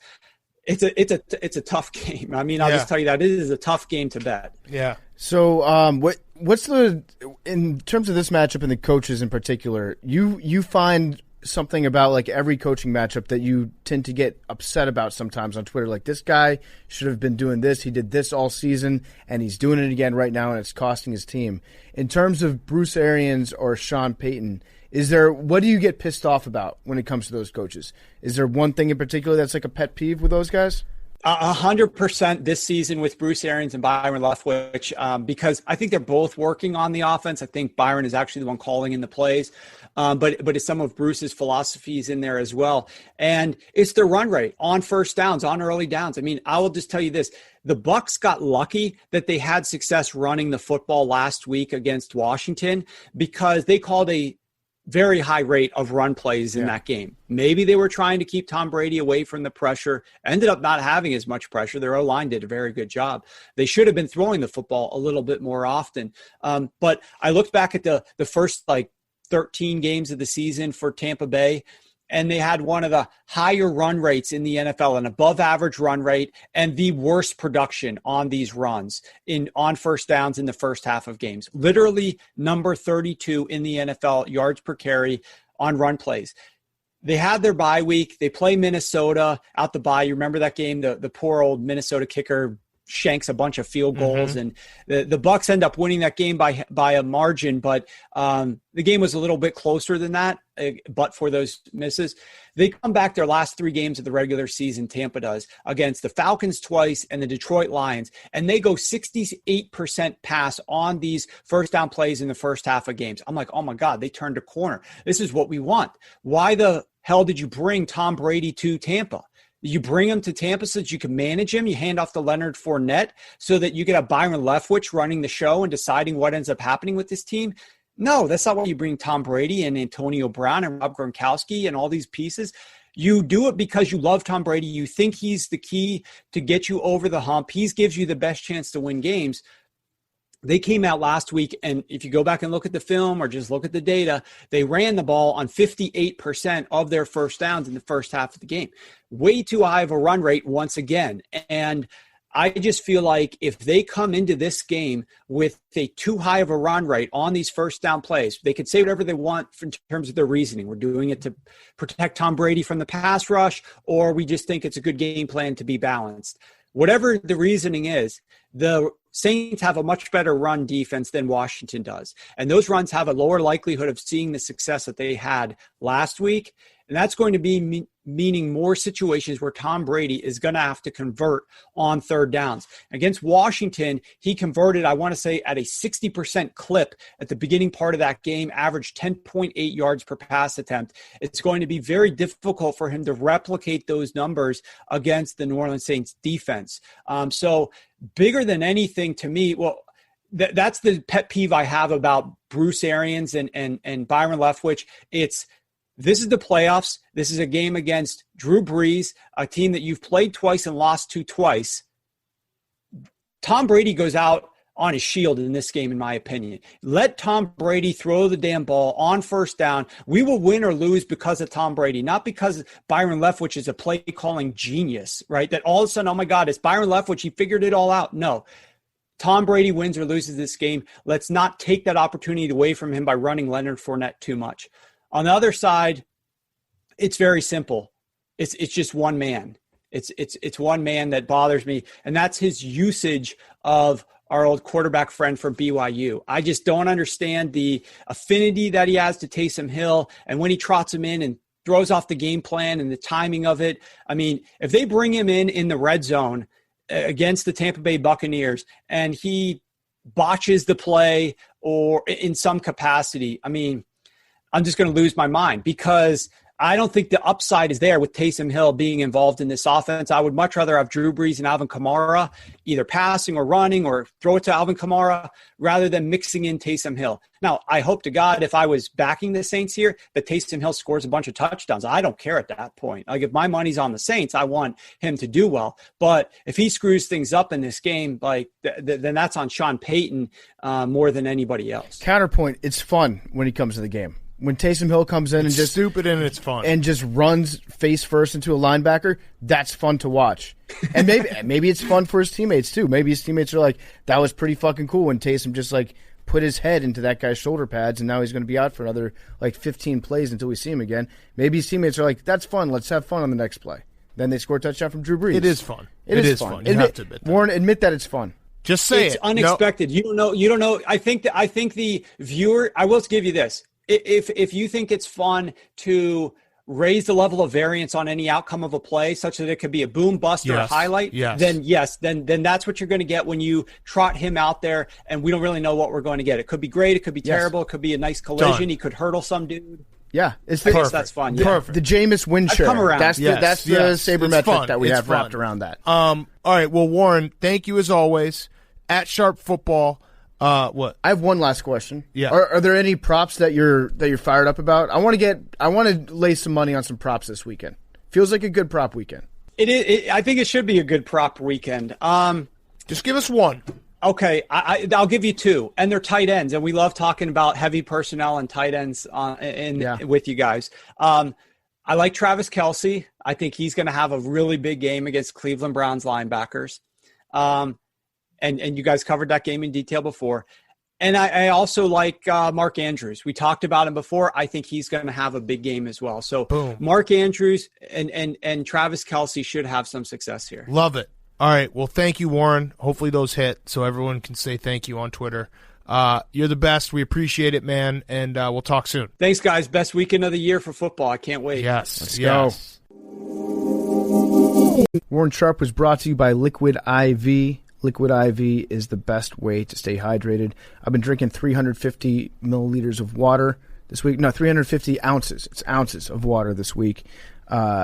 It's pretty good. I'm staying very hydrated. But if you can't drink all that water over the course of a day, I highly recommend drinking Liquid IV. We can all agree 2020 was rough, so it's time to clean the slate and start 2021 off on the right foot. My New Year's resolution this year, be more hydrated. Check. You know how I'm doing it? I'm going to be doing it with Liquid IV. With one stick of Liquid IV and 16 ounces of water, you get 2 to 3 times the amount of hydration as plain water. Liquid IV has incredible hydration flavors like watermelon, lemon lime, passion fruit. They recently launched strawberry, so imagine a freshly picked taste of ripe, juicy strawberries topped with decadent notes of whipped cream. It's amazing. Billy's got some right now. Billy's training. Billy's turning his body into a weapon. The best way that you can do that is by staying hydrated. Helps you recover, helps you feel better. You'll have a clearer mind if you stay hydrated. Use Liquid IV. They are going to hook you guys up with being the most hydrated that you'll ever be, plus 25% off anything you order when you use promo code TAKE at liquidiv.com, liquidiv.com, or you can buy them at Costco. Man, I missed Costco so much. Oh, yeah. Sam's Club, Costco, the best. Dude, you know what? As a dad, one of the great things that you have to look forward to once you get out of New York is all my just life, the rest of my life. Yeah, just going to Costco on a Saturday morning and just seeing everybody that you know from your neighborhood. Sample City. Samples. You just stand next to that smoothie station for like 2 hours. Love it. You get breakfast little weenies, and lunch. The little weenies, or we call them the Jeff D. Lowe's. Then it's like $125 to get a slice of pizza and a Coke. Costco is awesome. You can find Liquid IV at Costco. Liquid IV, check them out. liquidiv.com, promo code TAKE. All right, Fyre Fest of the week. Let's do it, boys. Let's finish the week strong. Hank, start us off. So this one's pretty serious. As you guys know, it's winter here in New York. It's cold outside. Don't say you're depressed or some shit like that. Even worse, big cat. Dude, just exercise. What? The zipper on my jacket broke. Oh, that's way tough. worse than depression. That's worse. Way worse. Yeah, that's worse. And it's like it just fell off, and do I have to bring my whole coat to get fixed? Like, do I have to get a new coat? Yeah, you got to go to Or do I have to go through the process of bringing, my coat in? buttons, just to obviously. get no buttons. You're going to have to drop your coat off at the coat guy and then walk out with your JV coat and then walk in the cold with that and then walk back to pick your coat up. And I just donated. We put in. There's like 100 starter jackets in the pile. The Barstool Fund. But those are gone. You can buy them now. But I think you had like 6 Patriots jackets. I saw that you gave away. I saw a TikTok how to fix that. Actually, how all to put right. I'm perfect. sure. All right. Well, then just take find it to that, Billy. and I'll just bring it in on Sunday. Yeah. We'll do it. You And then saw Billy, a you have to TikTok fix it. specifically. Fyre Fest solved. No, seriously. Specifically TikTok actually for pre-algorithms you. Yeah. Okay. It's like Tenet. They knew Billy was going to talk about this today. Spoilers, man. So they showed it to No, him. I dude, don't honestly, think that's a spoiler. I I've don't know the movie perfected well my enough TikTok to spoil feed it. to just give me the most useful information ever. Oh, Here's nice. my Tenet review. I haven't seen it yet. Here's my review. I don't know what the fuck I just watched. Yep. But I'm a little bit creeped out, but I'm not sure if I'm totally creeped out. There you go. That's Tenet. Nutshell. Yeah, I know. Everyone's been talking about it, and I actually they haven't been able to spoil it because they're like, I don't understand it. Yeah. I thought I was following. It's really long in like the first few hours. How long I is think it? it's like 2.5 hours. But I was Nah, like, I out. think I'm I'm there. out. Then the last hour, I was like, How I are we have talking about? truly no idea what Tenet. happened. What? It's like How are we time still travel. talking about what? Never mind. What? Zippers. We're talking about zippers. I know. But how do we get to Tenet? Because you got preconceived into watching a TikTok Oh, okay, video. never mind. Yeah. I just don't get it. Billy, I would say, don't watch Tenet if you couldn't even follow along that 1 minute conversation about not understanding. I know, but I Tenet. don't understand how we got on to. Right. Yeah. So yeah, don't we- watch Yeah, Tenet. we get it. Okay. We'll never see him again. Actually, it would just Billy would get so woke off He Tenet. paralyzed himself. I would love to hear your review. Billy would just get Let's do it, mad. Billy. He would Yeah. get mad at your television. You've poisoned me into being confused. PFT, what's your Fyre Fest? My Fyre Fest is I'm kind of addicted to Warzone. Ooh, that's not a Fyre Fest. No, that's no, fucking badass. No, it's a Fyre Fest because have you ever been addicted to something that you're really, really bad at? reading. Watching the Bears. Watching the Bears. Watching the reading, Bears. too. I'm addicted to reading, you're but a I big can't reader. do Big it. Cat's a No, big- but I can't do it. What do you mean? Like, I can't read. Because once you start, you know that you'll I'll just never read stop. all I'm the such a time. bookworm. And you'll never do anything. Right. Yeah. So I play a lot. I've started to play like almost every night. We've been doing these streams with Billy, with Hank, with Aaron Ripkowski, with a lot of people. And I'm so bad. I can't follow along what's going on. Occasionally I like stumble my way ass backwards into a kill. But it's so painful to really enjoy doing something that makes you not enjoy it as you're doing it. But all you got to do is win once. That's video games, right? I'm years away from winning an entire Warzone. You're playing in diamond lobbies with Rip. Rip is really good. Hank is now doing a it's- big eye roll at it's- Billy. No, but he'd have more fun in like a bronze lobby. Well, There's no, skill- I'm also it's a problem. Of I'm also skill-based playing by matchmaking. myself. I'm also doing solos, and I still stink in that. Oh. Occasionally I'll like hide in a sniper tower and just be a coward and pick a couple people off and get lucky. But I'm so bad at it, but I can't stop playing it. Mm-hmm. I mean, this is like my Fyre Fest from quarantine. Yeah. Although it's not a Fyre Fest, but I have. You're good at I it, have. though. No, I'm bad, but I was like PFT for the first few months. Then once you at least know how to play, you're I'm like, getting I'm nerfed, good. Hank. I'm getting nerfed. But Call of Duty, like I've become. I used to always like scoff at the people that were like at the office, like watching streams and stuff. Like I'll just if we're working or whatever, and it's late, like I'll just turn on a stream, like watch a YouTube video, like. Try to get sports. better. It's like sports. Get better. And I don't know all the lingo because people have been using like the slang terms that I don't understand because they've been playing the game for like 3 years. That's actually just a problem that I have in general where I get into trends years after they're already popular. Yeah, you need to wait. Like, I missed the boat on this Call of Duty. I'm going to try to hop back in on maybe the next one. Yeah. Because you got to get there early. Right. Otherwise, you're fucked. I remember when I was trying to talk to you guys about Game of Thrones like 6 months ago? Mm-hmm. It's kind of we do. I mean, I just started wearing Jinko jeans within the last couple of years, so I'm considerably late to most things, but it's tough because I want to get better, but I also suck at it. Keep at it. It sucks while I'm doing it, but I don't understand why. Yeah, that's it. That's video games. They're frustrating as hell, but when you get that win. All right, my Fyre Fest, well, the entire Bears organization, but I don't even want to waste my breath on that. They're just fucking incompetent morons that they literally are keeping everyone hired because they work well together. Not because they're good, but they work well together. That was actually what they said. That's cool though. Like they Just have a good time at work. Hang with the boys. Big Cat, Collaboration is what Ted Phillips said 17 times. You only get one life. You might as well do it with people that you like hanging out with. I'll tell you what. I'll say something nice about the Bears organization. George McCaskey and Ted Phillips are elite at answering their own questions.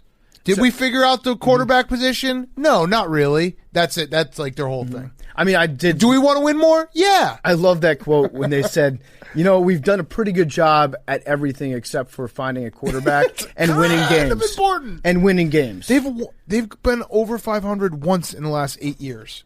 That's crazy because I feel like, well, that also might be misleading because I feel like the Bears have been exactly 500 many times. They have been twice. Yeah. But they suck. It's a bad franchise. It's an ugly. And I'm excited for next year. Whenever they draft, they probably Mac Jones. Give me McCorkle. But my real Fyre Fest is I had the moment after Monday night. We have 7 games left. 7 football games left. Right.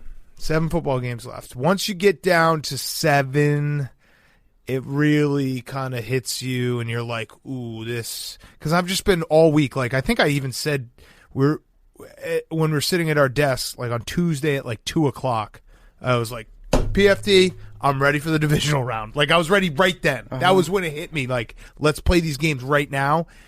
I'm just thinking about the fact that, it's sad. It's sad. So cherish it. Cherish the memories we've made and the last 7 games. Live in the moment over the weekend because we're going to have to wait all the way until the end of February to get more football. Yes. Billy. Division 2. I can't stop pissing. Why? Because I keep drinking so much water. Dude, but you're a weapon. I know. You know what Billy told me earlier today? What did you think of Jose's videos, Billy? Loser. I'm going to fucking kick his ass. Yeah. No, like seriously. Like straight up. So when you watch those videos, like I've been sparring with dudes who are much more dangerous than Jose Canseco. And you're winning the spars. Well, I'm putting up a fight. I mean, I started boxing. That's not winning. Ago. You're going to kick his ass, Billy. I'm going to fuck him up. You are. Dude, I've hit the point in my athlete to weapon transition where it's like if I'm going to, the only way to win and to get this guy to stop punching me is I have to punch him harder to make him quit. Yeah, right. So he doesn't punch me. Yeah, I think you just hacked the code. Exactly. What's funny is Billy's 100% right, but he totally believes that he's found this secret to boxing, and once he'll attach himself onto that, you can actually do it. When it becomes that simple for you, Jose Canseco is going to be in a lot of trouble. Well, if it gets into your reptile brain, that means no matter what, it's going to be functioning. Guess what, Jose? Billy just figured out boxing. Bad news for you, bro. Yeah. You're dead. It's going to be so funny to see Jose Canseco in West Virginia. Just trying to get around. I actually doubt that Jose Canseco will be able to get from the airport to his hotel, then to the venue. Like he doesn't know how to get around there. No. It's going to be hype. He's probably going to try to drive his shitty ass Camaro, get salt all over the tires, fuck it up like a moron. Probably still owes money on it. Jake, do you have a Fyre Fest? You lost to Hank in ping pong. No, he was the better player. No, but you did lose to him. Yeah, I did. Yeah, that's not your Fyre Fest. You took your tie off. What? I'm starting to get some visible gray hairs. Let me see. On my side. Where, Jake? Nah, not enough. Whoa, Billy. Jake spin zone. Up close. No, they're...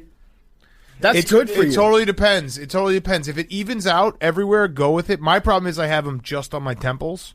So Just let it I'm let it sure go. Bubba got a nice zoom in there. Hank's got him too. Oh, I think that's good for Jake, though, isn't it?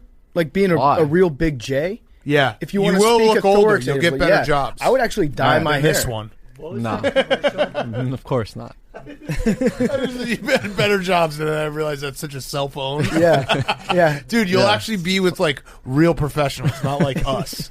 So I might need to borrow some Are dye you saying down that the Marty road. Mush isn't a respected college basketball commentator? Enrico Bosco. Yeah. No, I think it's good for you, and I don't want to go back to ping pong, but I need to discuss a little bit because I haven't heard all the details. You took your tie off. To me, that's the bigger stain on your legacy. Is you kind of disrespected Stoolstream Stadium by taking the tie off. No. Did you give it to Hank like Jim Nantz? No, I mean he deserves it, but I didn't formally give it to him. Yeah, it's just weird that you took. I don't like it, Jake. You look naked. You look nude out there without your tie on.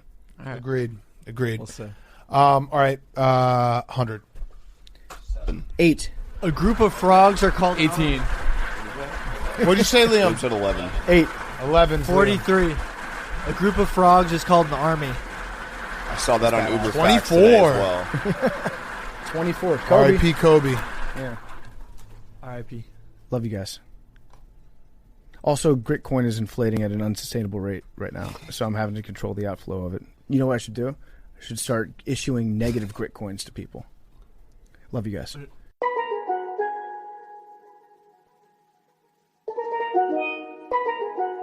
DA got that dope.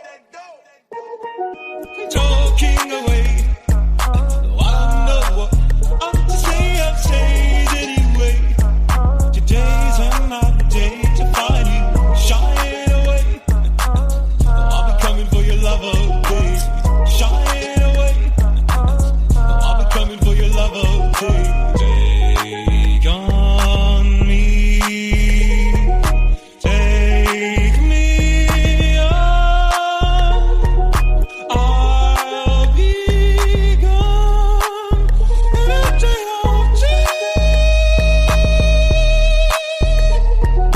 Needless to say, I'm all the settings, but I'm east over a little way. Slowly learning that life is okay. Say up to me. It's no better to be safe than sorry. Say up to me. It's no better to be safe